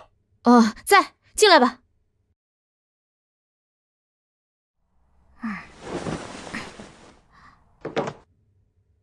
孙队，有什么事儿现在过来啊？小南，还生叔叔气呢，叔叔跟你道歉好不好？这次能破案，多亏了你，你是我们的小英雄啊！小南，孙叔叔都跟你道歉了，你就别闹脾气了。孙队，不好意思啊，小南被我惯坏了，我也管不住他。不碍事，不碍事啊！道歉一点诚意都没有。啊，你那个你说咱俩打的那个赌啊？不至于，我怕折寿。那是什么？哦，我知道了。听你说，等奖金下来，你想买个电脑是吧？这样，你想要什么，叔叔给你买，好不好？哎，我们家里虽然不富裕，买电脑还是买得起的。小南，你别太过分了。没事没事。那小南，那你想要什么呀？你有什么要求，尽管跟我说，叔叔啊，保证给你安排的明明白白的。我想去警署。去警署？干什么？破案。破案？1213案。这个案子难啊。这个案子并没有你们想象的那么复杂。或许此刻我心里的头号嫌疑人就是真正的凶手。给我3天，让我用警队资源，一定能破案。3天？对，就3天。这个案子100%是熟人作案，不存在随机作案的可能，我一定查得到。行，走，咱们现在就去队里。不是，孙队，小南他……放心，老郑那边我来说。我不是这个意思，我是怕我们都会受到处分。小吴，我们刑警的第一使命是保护公民，打击犯罪，破案是我们的第一要务。在以往的案件侦破中，我们也曾接受社会有能力人士的帮助。在前几年毒虫案中，如果不是曼河大学的生物学教授帮助，我们也不可能破案。小南虽然才9岁，但他的能力是有目共睹的。就这么决定了，快走吧，出了事儿我扛着。孙叔有魄力。哼，你小子肯叫我输了是吧？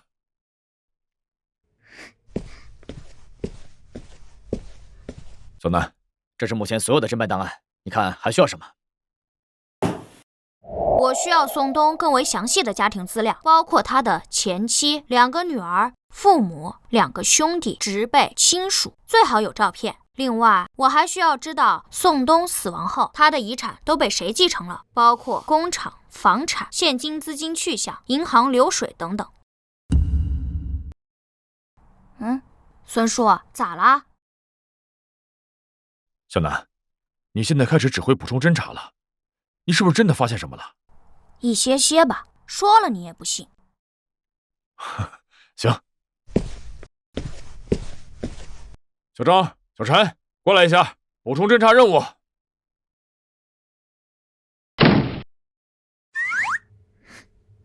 小南，你发现了什么？先告诉你姐呗。我乱猜的，不一定对，需要验证。你什么都不知道，就敢指挥这个指挥那个的，这里可是警署，是不你孙叔给你点好脸，你都不知道自己是谁了。哎呀，不要说的那么难听嘛！放心，我绝对不会让孙叔挨处分的。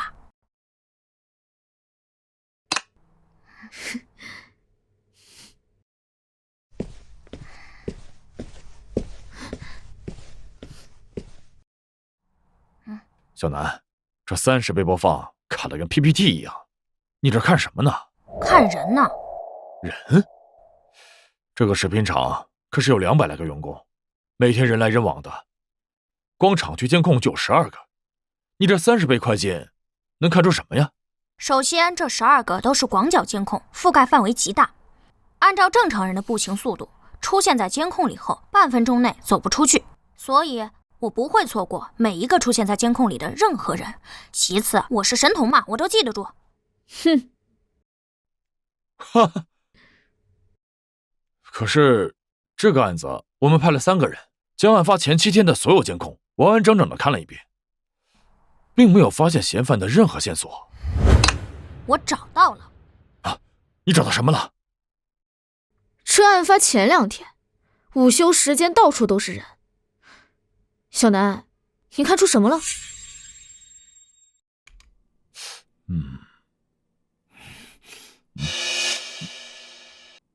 老钱，有事吗？出来说。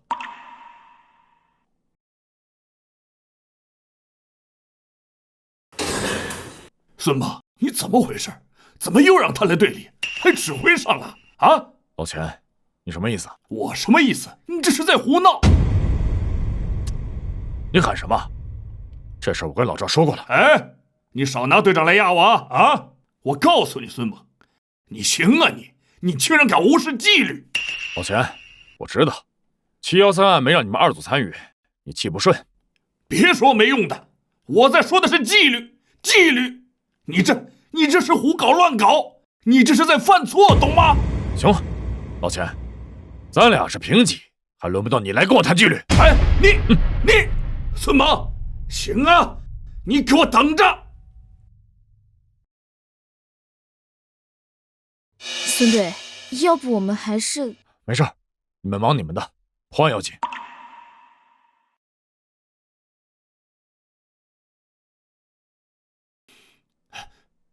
署长。国刚，什么事这么着急啊？我听小王说你来了一上午了。署长，我要举报孙猛和赵成龙以权谋私，简直是胡搞乱搞。国刚，小点声，注意影响，慢慢说。署长，现在重启1213案的调查，孙猛不知道出去走访找线索，反而又把吴新言那个弟弟找来了。现在整个专案一组被一个孩子指挥的团团转，这难道不是乱搞吗？吴楠？对，就是他。现在整个警局都把他传得神乎其神，说713案是他一个人办的，把所有一线干警的功劳全抹杀了。署长，我记得您上次在会议上一再强调纪律，可孙猛完全无视您的话，已经开始乱搞。我看他为了功劳都快失心疯了。哎，行了，国刚，你也不用这么激动，你先去吧。这件事啊，我会处理的。哎，去吧。是。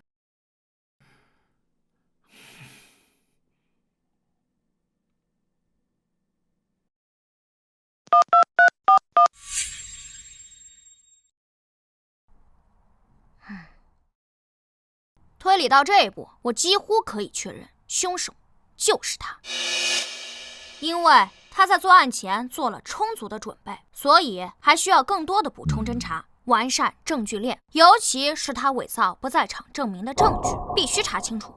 从逻辑上来讲，他作案的可能性有80%。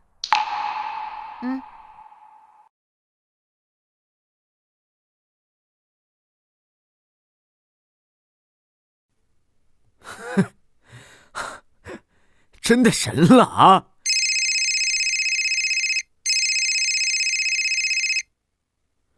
喂，署长，我这正要……马上到我办公室来。是。老郑，你这不是瞎胡闹吗？署长，气大伤身，是不是那个钱国刚来过了？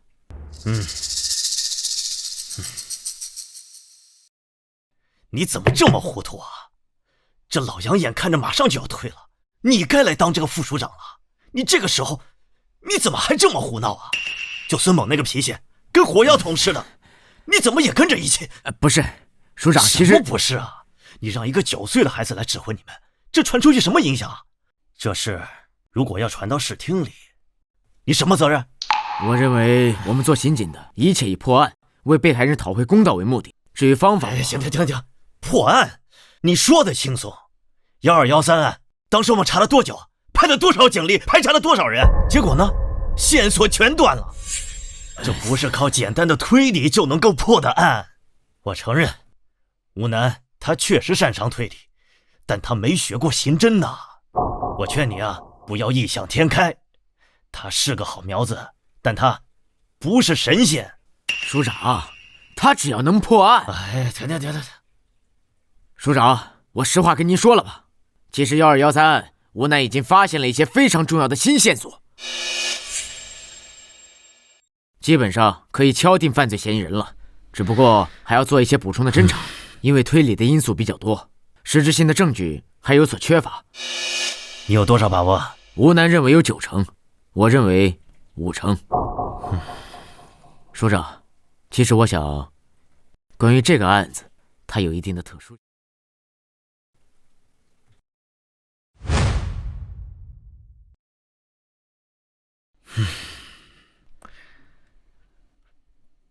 老赵，我再劝你一句，这件事无异于赌上你的仕途。如果案子破了，你就是副署长；如果案子没破，这么乱搞，你知道后果，你要考虑清楚啊。署长，我明白，我都考虑清楚了。破案要紧。行，去吧，有问题及时向我汇报。是。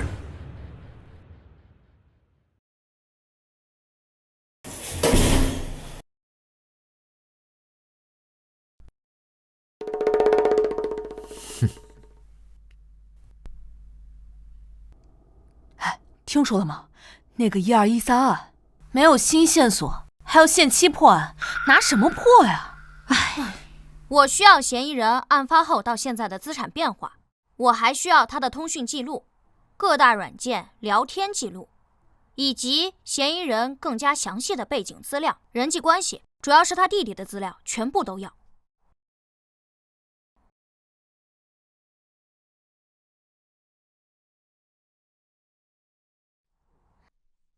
可以确定他伪造了不在场证明。抓人吧。好，开始行动。小王，你去联系曼和警方，把所有的资料准备好。老孙啊，监听设备一定带上。 OK。等一下，署长的电话。喂，署长，有人向市厅举报，说你们无组织无纪律，听了一个9岁孩子指挥，胡乱办案。刚才市长亲自给我打了电话，让你们马上停止对此案的侦查。市厅检查组已经在来的路上了。可是我们现在马上就要……没什么可是，等市厅检查组过来，你们准备交代情况吧。老少，怎么了？有人匿名举报，市厅打来电话，让我们停止一切办案行动。检查组这就下来。谁举报的？这不是添乱吗？赵叔，检查组什么时候到？一会儿吧，中午之前就能到。那还来得及，我们准备一下，我来处理检查组。你？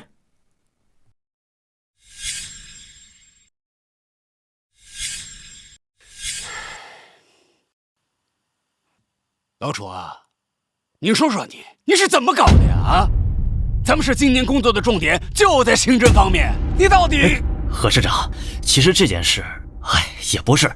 来，咱们进去说吧。你看看这干什么呢？简直是我组织无纪律！赵成龙呢？你马上去把他给我叫过来。是，我马上把他叫过来，向您汇报。您先，请。起立，起立。市长好。好，大家好啊，都请坐啊。这是怎么回事啊？你们等一下。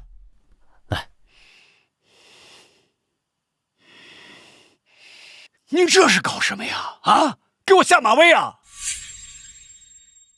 不是啊，何市长，我实话实说了，这个案件有新进展。那个小孩他破了713案，是有能力的。其实不是赵成龙糊涂啊，而且他9岁，他闹啊，我也拿他没有办法。而且案子如果破了，是吧？胡闹，简直就是胡闹！何市长，警员们都等着呢。您看，您来都来了，要不您先……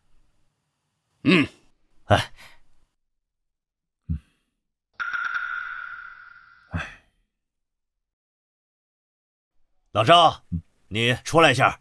是。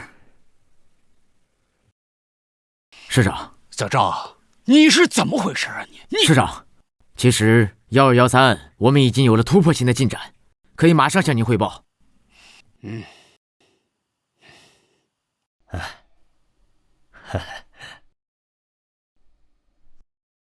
都坐吧。立军令状了。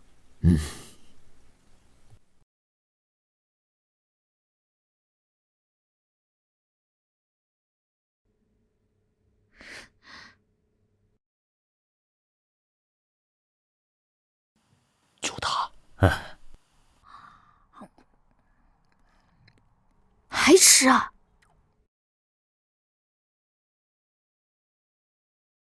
各位叔叔阿姨、哥哥姐姐，还有伯伯，你们好，我叫吴楠。下面就由我来分析针对1213凶杀案的分析推理过程以及结果，开始吧。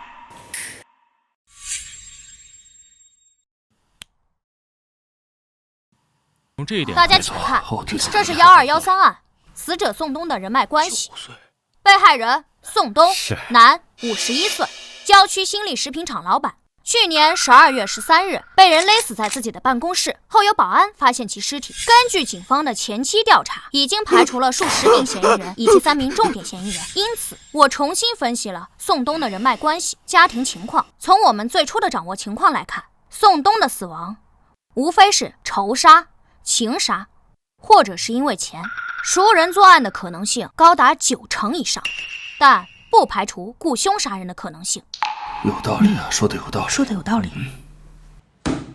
但对我个人，再结合实际情况，宋东的死必然是熟人作案，并无雇凶杀人的可能。因此，我将侦查重点放在……小朋友，打断你一下啊。您说，1213案件是去年年末的头号重案，我也看过卷宗。据我所知啊，被害人宋东，他是本市知名的企业家，他的社会关系极为复杂。被害之前，他有多重官司在身。那我要问你了，你是基于什么样的理由或者是线索，直接将雇凶杀人的可能性给排除了呢？凶手作案的方式很复杂。复杂吗？很复杂。请你详细说说。我之后会说到，请您不要打断我的汇报流程。吴楠，这位是何市长，注意你的态度。坐下。你继续说。宋东因家暴等原因13年前离异，前妻冯冬梅带走了2个女儿。宋东与女儿的关系非常冷淡，直到4年前，前妻冯冬梅去世，宋东与女儿的联络渐多，关系逐渐缓和。在我初次看完卷宗时，我个人认为宋东的死是因为钱的可能性最大。首先要怀疑对象是财务主管傅娇娇，她是宋东的姘头，并在宋东死亡后参与了遗产争夺战。但我很快又排除对傅娇娇的怀疑，因为经过分析，我发现活着的宋东比死亡的宋东对傅娇娇的好处更大。事实也确实如此，傅娇娇还没嫁给宋东，打官司也没拿到任何遗产。因此，我转移了分析重心，将注意力放在了宋东的家庭上。他有2个关系不怎么好的女儿，看图，大女儿宋茜，女27岁，4年前结婚，丈夫苟洪涛。在宋东死亡前，2人定居于曼河市，开设了一家很有规模的连锁快餐店，育有1女，已经1岁。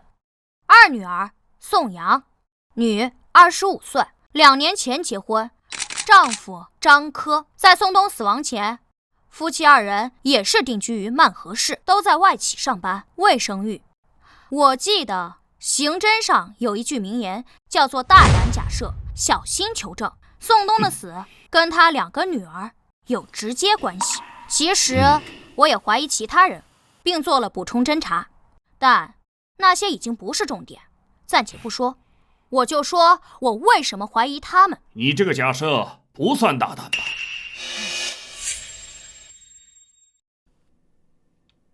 宋东死亡后，他的遗产被2个女儿继承，他们成为了宋东死亡的直接受益人，所以在案发后的第一时间都被我们列为了重点怀疑对象。当然也包括他们2个人的丈夫。我当时也在专案组，我亲自带队去曼河进行了调查，他们确实都有充分的不在场证据，所以很快嫌疑就被排除了。你能别打断我吗？那我继续说。第一，他们与宋东的关系不是很好，当年家暴离婚，可以说是他们的童年阴影。在前妻冯冬梅去世前，宋东几乎见不到女儿。第二，宋东可能会再婚，再婚的对象就是傅娇娇。宋东51岁，傅娇娇36岁，相差15岁。宋东身体不好，死亡前已经2鬓发白，若2人成婚，可以说是老夫少妻。根据之前的调查取证，傅娇娇与宋茜、宋阳在宋东死亡前3个月有过频繁的通话，而根据之前食品厂财务室员工的证词，傅娇娇曾在电话中与宋茜、宋阳发生过激烈争吵。宋茜、宋阳以及他们的丈夫还来过新力食品厂与傅娇娇发生冲突。为什么是啊，确实是个为什么？因为钱。宋冬身体不好，他们怕傅娇娇嫁给宋冬，将来会拿到宋冬的所有财产，甚至他们知道自己与父亲关系不好，他怕宋冬在傅娇娇的蛊惑下提前立下遗嘱，将财产全部留给傅娇娇，所以他们将傅娇娇视为眼中钉。然而傅娇娇没有被害，死的却是宋冬。这部分先推理到这里，我们再来换个角度。请看，这是新力食品厂12个厂区监控，每一个监控都覆盖大量厂区范围，只在厂房后、办公楼后存在监控死角。所以我认为杀害宋冬的是熟人，才能对新力食品厂熟悉，所以才能在作案前后完全避开厂区监控。宋冬死亡时间是在夜里9点10分左右，凶手是从后窗翻入办公室，从后用绳子勒死了宋冬，又翻窗离开。那么疑问出现了，凶手是如何打开窗户的？这很重要。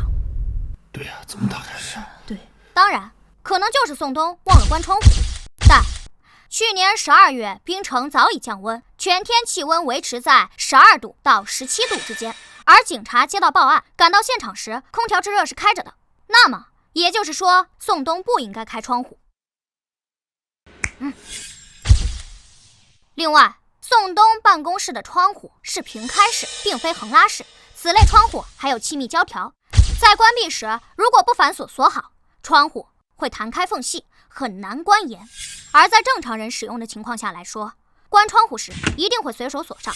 以上我有充足的理由判断，被害人宋冬在死亡前理应是在屋内吹着空调，而窗户属于内部上锁状态，而根据现场勘查，窗户已经打开状态，且并未破坏，这就很奇怪了。凶手既然是翻窗进，作案后又翻窗离开，那么凶手一开始是如何在外面打开窗户的？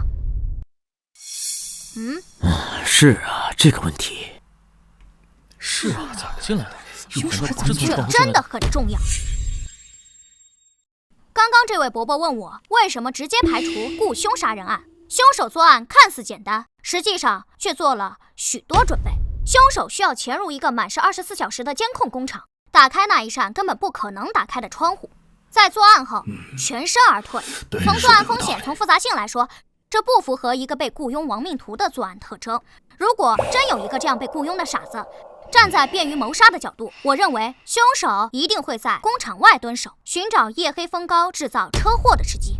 宋冬经常深夜独自开车回家，新力食品厂属于郊区，回城的路上需要经过一段没有任何监控的郊区土路，那才是最佳的动手地点。只要有一点小刮蹭，将宋冬骗下车，亦或者蹲守在宋冬小区的门口，等待最佳的时机。这些方法比本案作案的方式简单也安全得多。等等，小朋友，刚才你说的是有些道理，可是你要考虑的是，雇凶杀人，雇佣的如果不是外人，如果是食品厂的员工呢？我考虑过，新力食品厂直至案发时，在职员工共276人，男员工有107人，女员工169人，所有员工皆无案底。你觉得谋杀是一件很简单的事吗？拿一笔钱，普通人就敢杀人？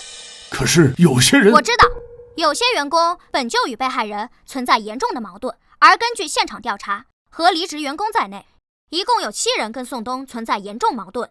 他们的名字分别是霍俊生、冯娟、苏广利、王二虎、魏坤、韩浩、李泰。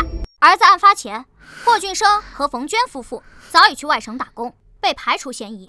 王二虎因工伤赔偿纠纷已经闹了小半年，但他右手残疾，无作案能力。苏广义、魏坤、韩浩皆有不在场证据，李泰拿不出不在场证据，也曾被列为重点嫌疑人。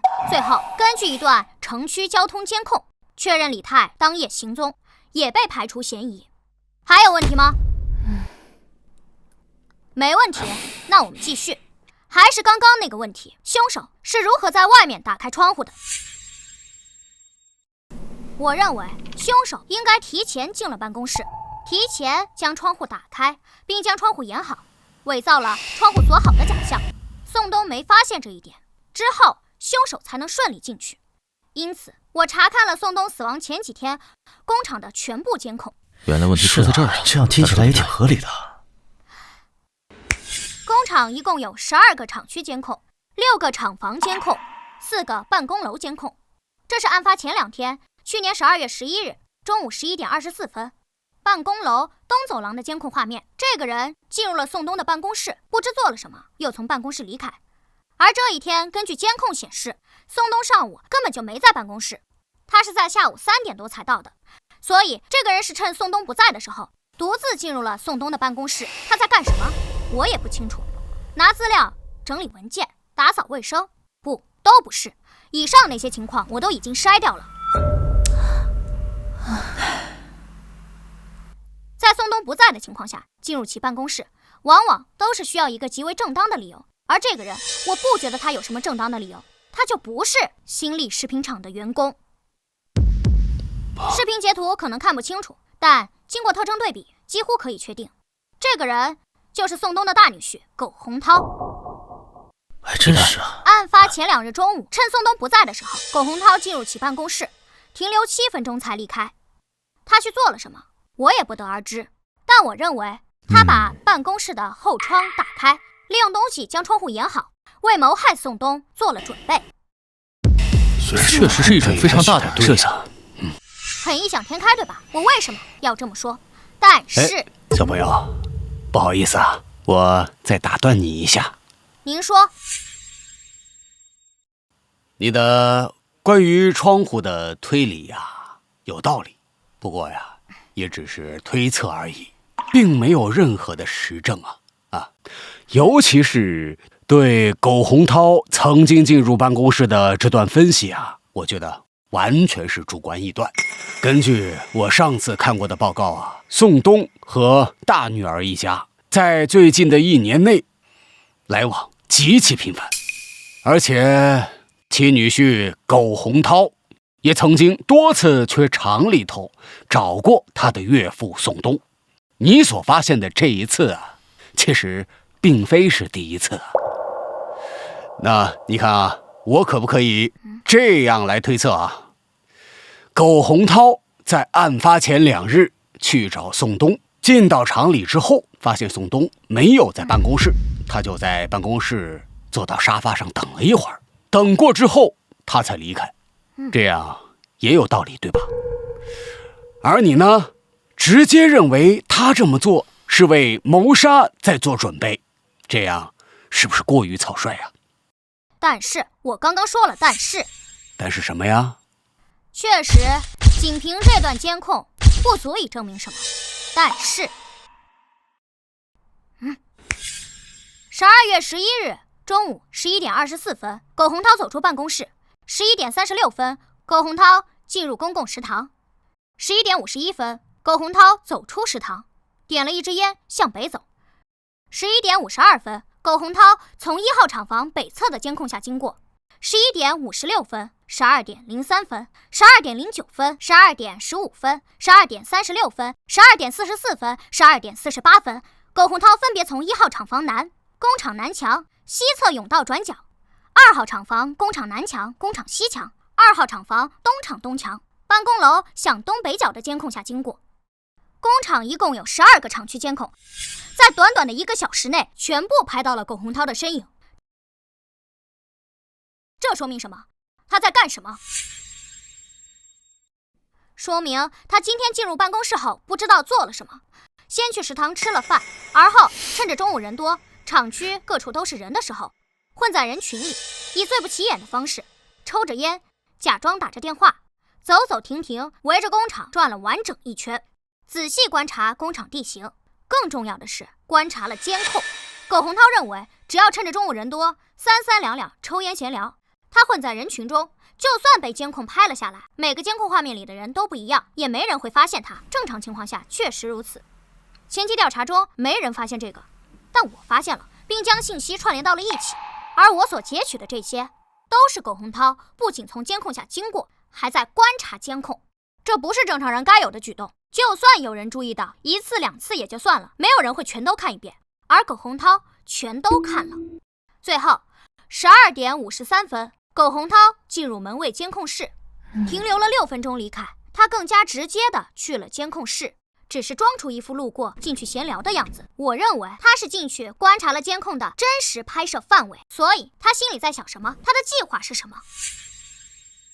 推到这一步，我几乎可以确定苟洪涛与宋冬的死脱不了关系，因为他是唯一一个宋冬死亡前几日内唯一一个观察过工厂地形以及监控拍摄区域的人。唯一一个。实际上，早在我来警署的第1天，我最先看的就是监控，而当天苟洪涛就是我心里的头号嫌疑人。之后几天的补充侦查，少数是为了排除偶然性，绝大多数都是为了针对他。而我能不能打断一下？我刚刚又重新看了案发后最初的调查资料，以及苟洪涛的口供。他的笔录中写得很清楚，在12月11日，他确实去过工厂。当晚，他又乘坐动车回到了曼河市。案发当天，他从曼河乘飞机飞往京都。被害人宋冬死亡时，苟洪涛正在飞机上。之后，我们也经过调查，确认苟洪涛确实登机了。刚刚你说不可能是雇佣杀人，可是苟洪涛又被定为了重点嫌疑对象，可苟洪涛又有不在场的铁证，他不可能是凶手。关于这一点，你怎么解释？你说的正是之后我想说的。苟洪涛确实有不在场的证据，我之后会说，请你不要急，请你不要再打断我。苟洪涛被我确立为重点嫌疑人之后，补充侦查，我找到了大女儿宋茜以及其丈夫苟洪涛1年的通话记录、身份证使用情况、银行卡信息、财富变动情况等。我发现了一件很有意思的事：宋冬死后发生了遗产纠纷，傅娇娇参与遗产争夺战，最后败诉。之后，宋冬的食品厂被估值为4000万，转让到了宋冬2女儿的名下。而大女儿宋茜得到了宋冬在各地的5套房产、3辆车，全部现金以及一些其他财产。宋冬有2套房产皆在首府京都，售价极为昂贵，5套房产总价近3000万，可以说是宋冬的2个女儿平分了宋冬的全部遗产。而在今年4月初、4月末、5月初、6月中，宋茜分别向同一账户打款500万、600万、500万、200万，合计打款1800万。而这转账账户持有人名为苟洪波。苟洪波？苟洪波？苟洪涛？这个名字从未出现在原本的调查档案中，但他是谁，大家应该很好判断。苟洪波、苟洪涛，他就是苟洪涛小1岁的亲弟弟。而这个名字之所以没有出现在原本的调查档案里，一来，苟洪波与死者宋冬没有直接关系，2人没有任何私交，私下里没有往来，直接查本就查不到；二来，是有人认为苟洪涛的不在场证明是铁证，因此早早断了这条线的追查，自然不会查到其家庭更多情况。铁证？很奇怪，宋茜为什么要在警方停止调查后，也就是今年的4月，频繁向自己丈夫的弟弟打款，前后足足打了1800万之多？为什么？若是因为有钱，夫妻感情好，宋茜得到的遗产，苟洪涛也能做主。苟洪涛照顾弟弟，给了弟弟钱，但谁会给这么多次？前后已经给了1800多万，谁会这么大方？我觉得这很有问题。的确是。当然，这只是我的主观推断，并不能说明什么。金钱来往会有很多种，在这里我们暂且不说。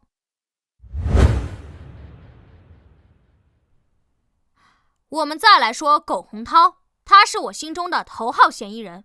他在案发前的种种举动太反常了，我们就先假设他就是杀害宋冬的凶手。那么出现一个核心问题：苟洪涛的作案动机是什么？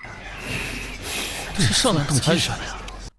凶杀案，最重要的就是杀人动机，这是一切前提的开始。苟洪涛，男，30岁，曼河本地人，是个拆二代。22岁大学毕业后，曾换过多份工作。24时认识了现任妻子宋茜。4年前，26岁的苟洪涛与宋茜结婚，两人共同经营快餐店。去年的4月，宋茜为苟洪涛生下一个女儿。值得一提的是，被害人宋东却没有参加女儿的婚礼，他没有收到邀请。直至前妻冯冬梅去世后，宋东听说主动联络了女儿，双方关系才逐渐缓和。苟洪涛的作案动机是什么？如果是怕付娇娇强夺财产，死的也应该是付娇娇，而不是宋东。而且之前也提到了，宋东身体不好，何必铤而走险，谋杀一个活不了几年的人，就是为了等几年本就能拿到的财产，这是很不合算的。所以苟洪涛的作案动机是什么？这一点明明在早期调查中就应该发现，可是因为某人认为苟洪涛的不在场证明是铁证，所以直接收队，不再追查这一条线，以至于错过了。不过所幸我们在补充侦查时有所发现。汉堡店，真是汉堡跟这有什么关系啊？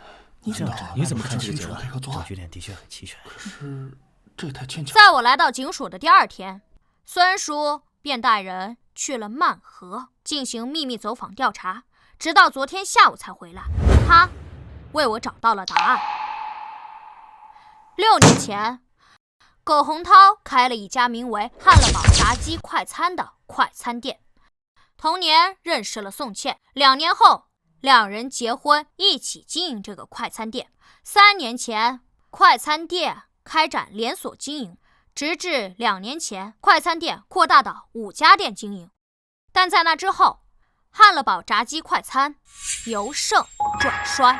去年1月到去年12月，苟洪涛的汉乐堡炸鸡先后关闭2家门店，4月又关闭1家，直至案发前，汉乐堡炸鸡快餐只剩下2家还在营业，一家由苟洪涛、宋茜夫妻经营，一家由苟洪涛的弟弟苟洪波代理经营，但全都在赔钱。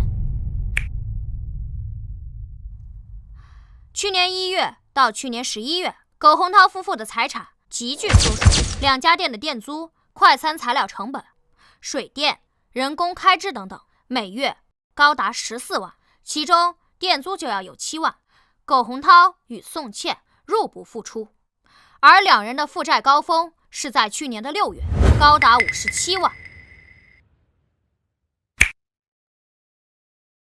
去年6月，宋茜收到一笔打款60万，这笔打款正是宋茜的父亲，本案死者宋东。父亲帮女儿理所当然，这笔钱暂时解决了宋茜和苟洪涛的财政危机，但还清欠款后，两人手里依旧没多少钱，甚至连一家店1个月的租金都付不起。去年7月末，宋东再次给宋茜打款20万。去年8月末，宋东又一次给宋茜打款20万，3次打款，合计打款100万。但在那之后，宋东再没给过宋茜钱，他很显然不想为女婿填那个救不活的无底洞。去年11月末，苟洪涛2家店先后停业，房东封店，并扣留所有的桌椅摆设、厨房设备，并追讨房租。12月13日，宋东被杀。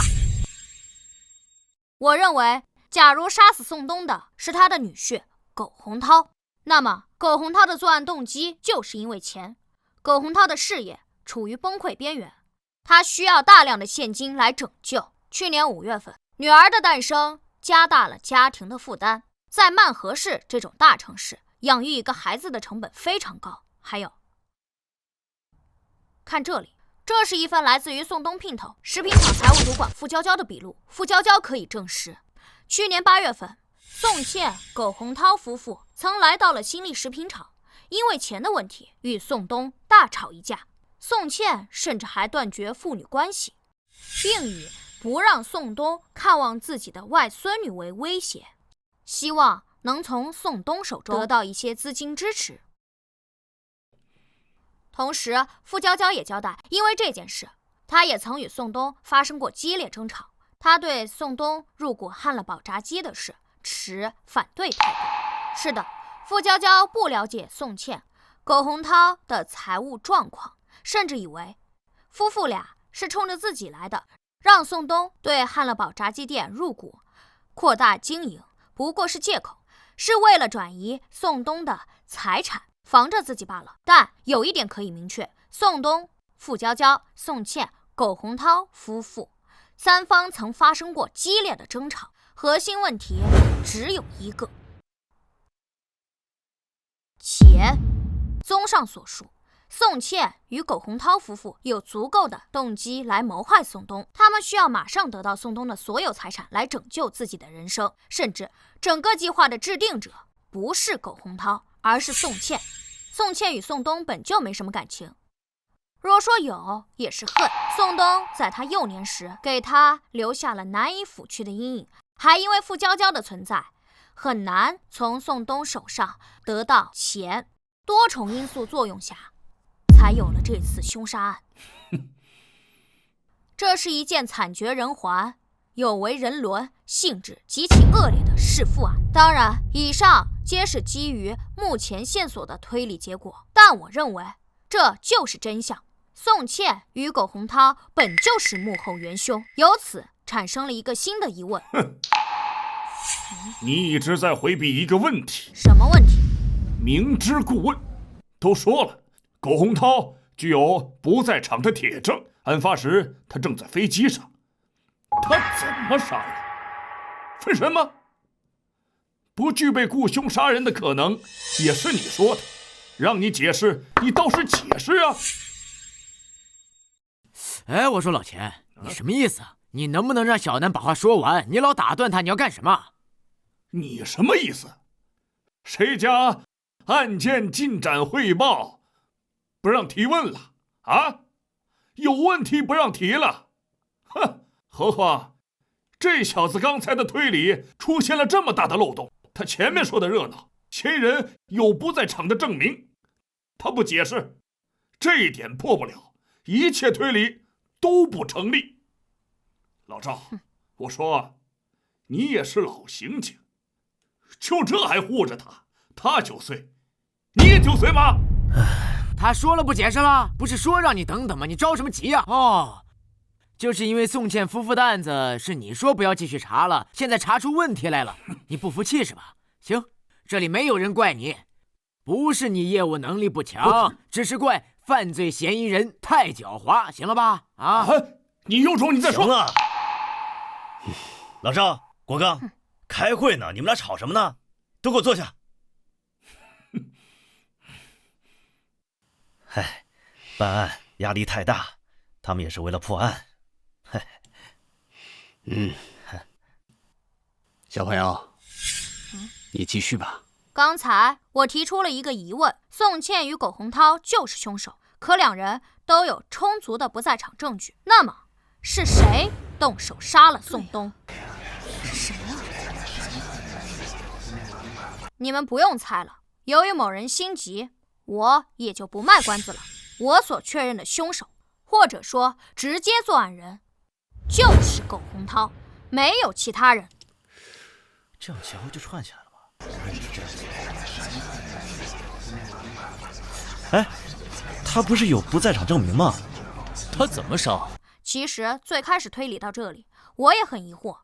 明明线索都指向了苟洪涛，可是苟洪涛在案发时都已经登机了，他不可能作案。那么是谁杀了他？如此反常的问题，会是我推断错了？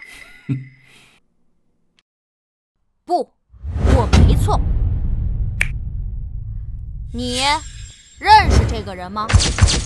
苟洪涛。错，他是苟洪波。这是苟洪波在户籍系统内的登记照片。其实我最先看到的不是这一张，而是我来警署的第一天，在网络上寻找一些可以用到的线索时发现的这张照片。这张照片来自于宋茜的社交网络，这是她与苟洪涛结婚当天的照片。注意，右侧3个伴郎中，中间那个人，我们可以将人剪裁出来做进一步对比。像吧，苟洪涛、苟洪波并非孪生，苟洪涛要大1岁，可这对亲兄弟的容貌极其相似。我当时就有怀疑，案发当天登上飞机的真的是苟洪涛吗？当然，这只是我的猜测。现实里真的会有人利用替身的方式来制造不在场证明而实施谋杀吗？就像电影中一样离奇，制造不在场证明的类型很多，何必搞得如此复杂？但是当所有人的线索和疑点都指向苟洪涛时，哪怕情况再离奇，都有可能是真相。而且我很快就想通了，苟洪涛为什么如此安排？那1800万很有可能是苟洪波想借谋杀之事对苟洪涛夫妇进行了敲诈。弟弟什么德行，这种潜在风险苟洪涛不可能没想过，但他依旧如此安排。为什么？因为苟洪涛要故意制造不在场的铁证。不在场证明的类型有很多种，但实际上绝大多数案件中的绝大多数嫌疑人，他们的不在场证明都是同一种类型，也就是人证。包括本案，案发是9点10分，已经排除了数10名嫌疑人，他们所提供的不在场证明多是同一种，也就是人证。配偶作证、男女朋友作证、朋友作证、舍友作证等等。对苟洪涛来讲，他大可以让宋茜给他作证，夫妻俩当时在一起做什么，最简单、直接有效，不会有第3人知道谋杀计划，更安全。还真是啊，只有夫妻之间还是有这样。苟洪涛为什么不这样做呢？因为人是会说谎的。尤其是夫妻关系，做不在场证明在刑侦调查中效力偏弱。而结合本案案情，宋东死后，宋茜、苟洪涛夫妇是受益人之一，拿到了宋东的所有财产。如果只是这种不在场证明，警方绝对不会停止对2人的调查。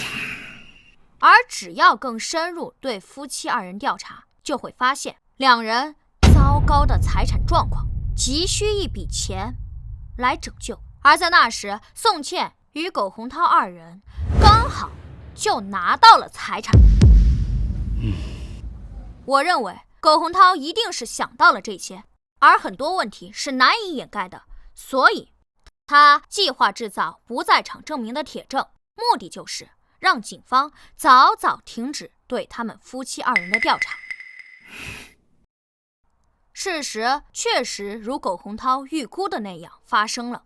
专案组曾去曼河对夫妻2人进行调查，调查结果，案发时宋茜在家里照顾女儿，有保姆作证，而苟洪涛则在曼河飞京都的飞机上。专案组拿到了苟洪涛的登机记录与安检影像，至此终止了对夫妻2人的调查。这就是苟洪涛想要的结果。当然，以上种种也是我的大胆推测，还需要小心求证，需要找到2兄弟苟洪涛与苟洪波身份互换的证据。你找到了？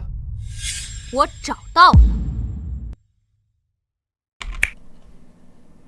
苟洪涛被我列为头号嫌疑人后，我们对近1年的通话记录、银行账单、身份证使用情况等进行了全面调查。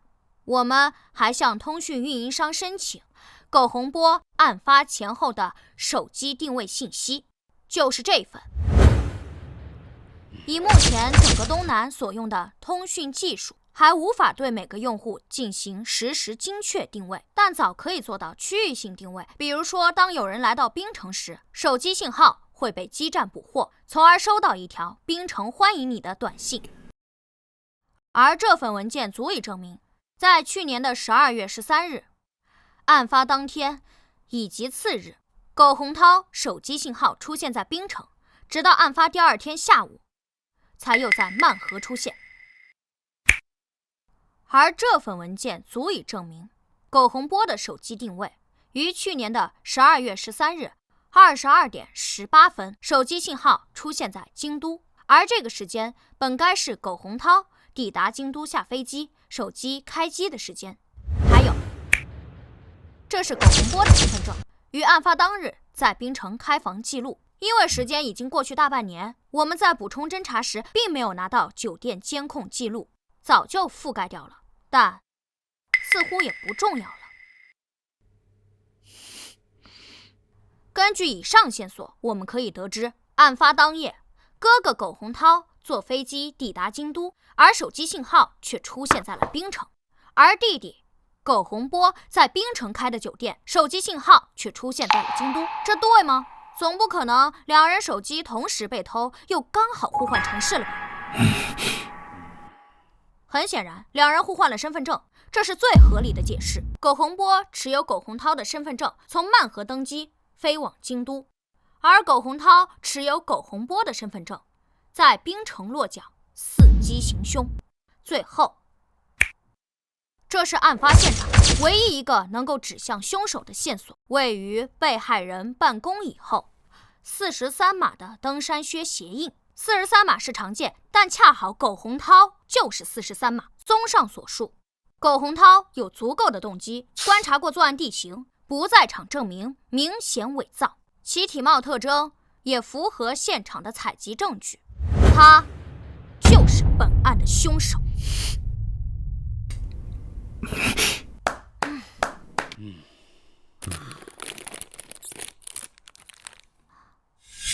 抓他吧！小小天才，小小神头，厉害呀！好啊！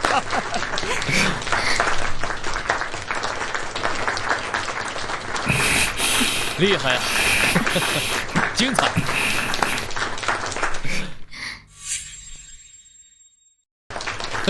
说得好啊！哦，对了。苟洪涛毕业于名牌大学，性格坚毅，事业心强，敢想敢干。而本案直接证据不多，审讯他的难度恐怕会很高。我建议将审讯重点放在不学无术的苟洪波身上。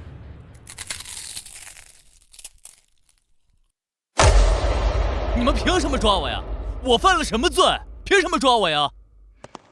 苟洪波，你哥苟洪涛可是都招了，你还想扛到什么时候？招了？招什么？跟我有什么关系？他跟我们说呀，你杀了他的岳父宋东，并且在事后瓜分了1800万，他可交代得清清楚楚，你还想抵赖吗？啥？我杀的？不是你还能是谁？坦白从宽，抗拒从严，否则……不是我呀！人是我哥杀的，是苟洪涛杀的。怎么可能呢？他当时是在飞机上吧？是我在飞机上的，是我呀！哦，我交代，我全都交代。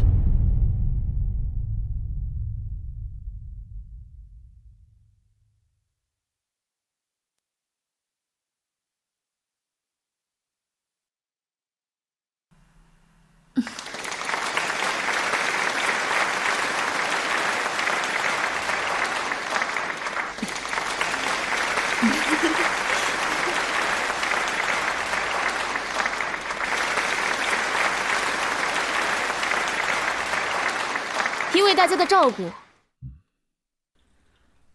哎，怎么没看见老钱呢？体检出现了问题，住院了，恐怕要病退了。真病了？听说还是小南告诉他的。别看这两个人不对付，小南还是救了他一命。这小子还真闪了呀！是啊，连破大案，刑侦天才。这小子长大以后一定会是一名优秀的警察，不对，应该说是神探。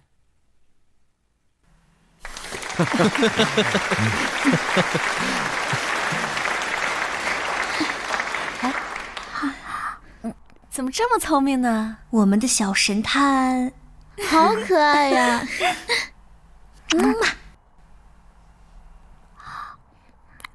当个好人真有意思。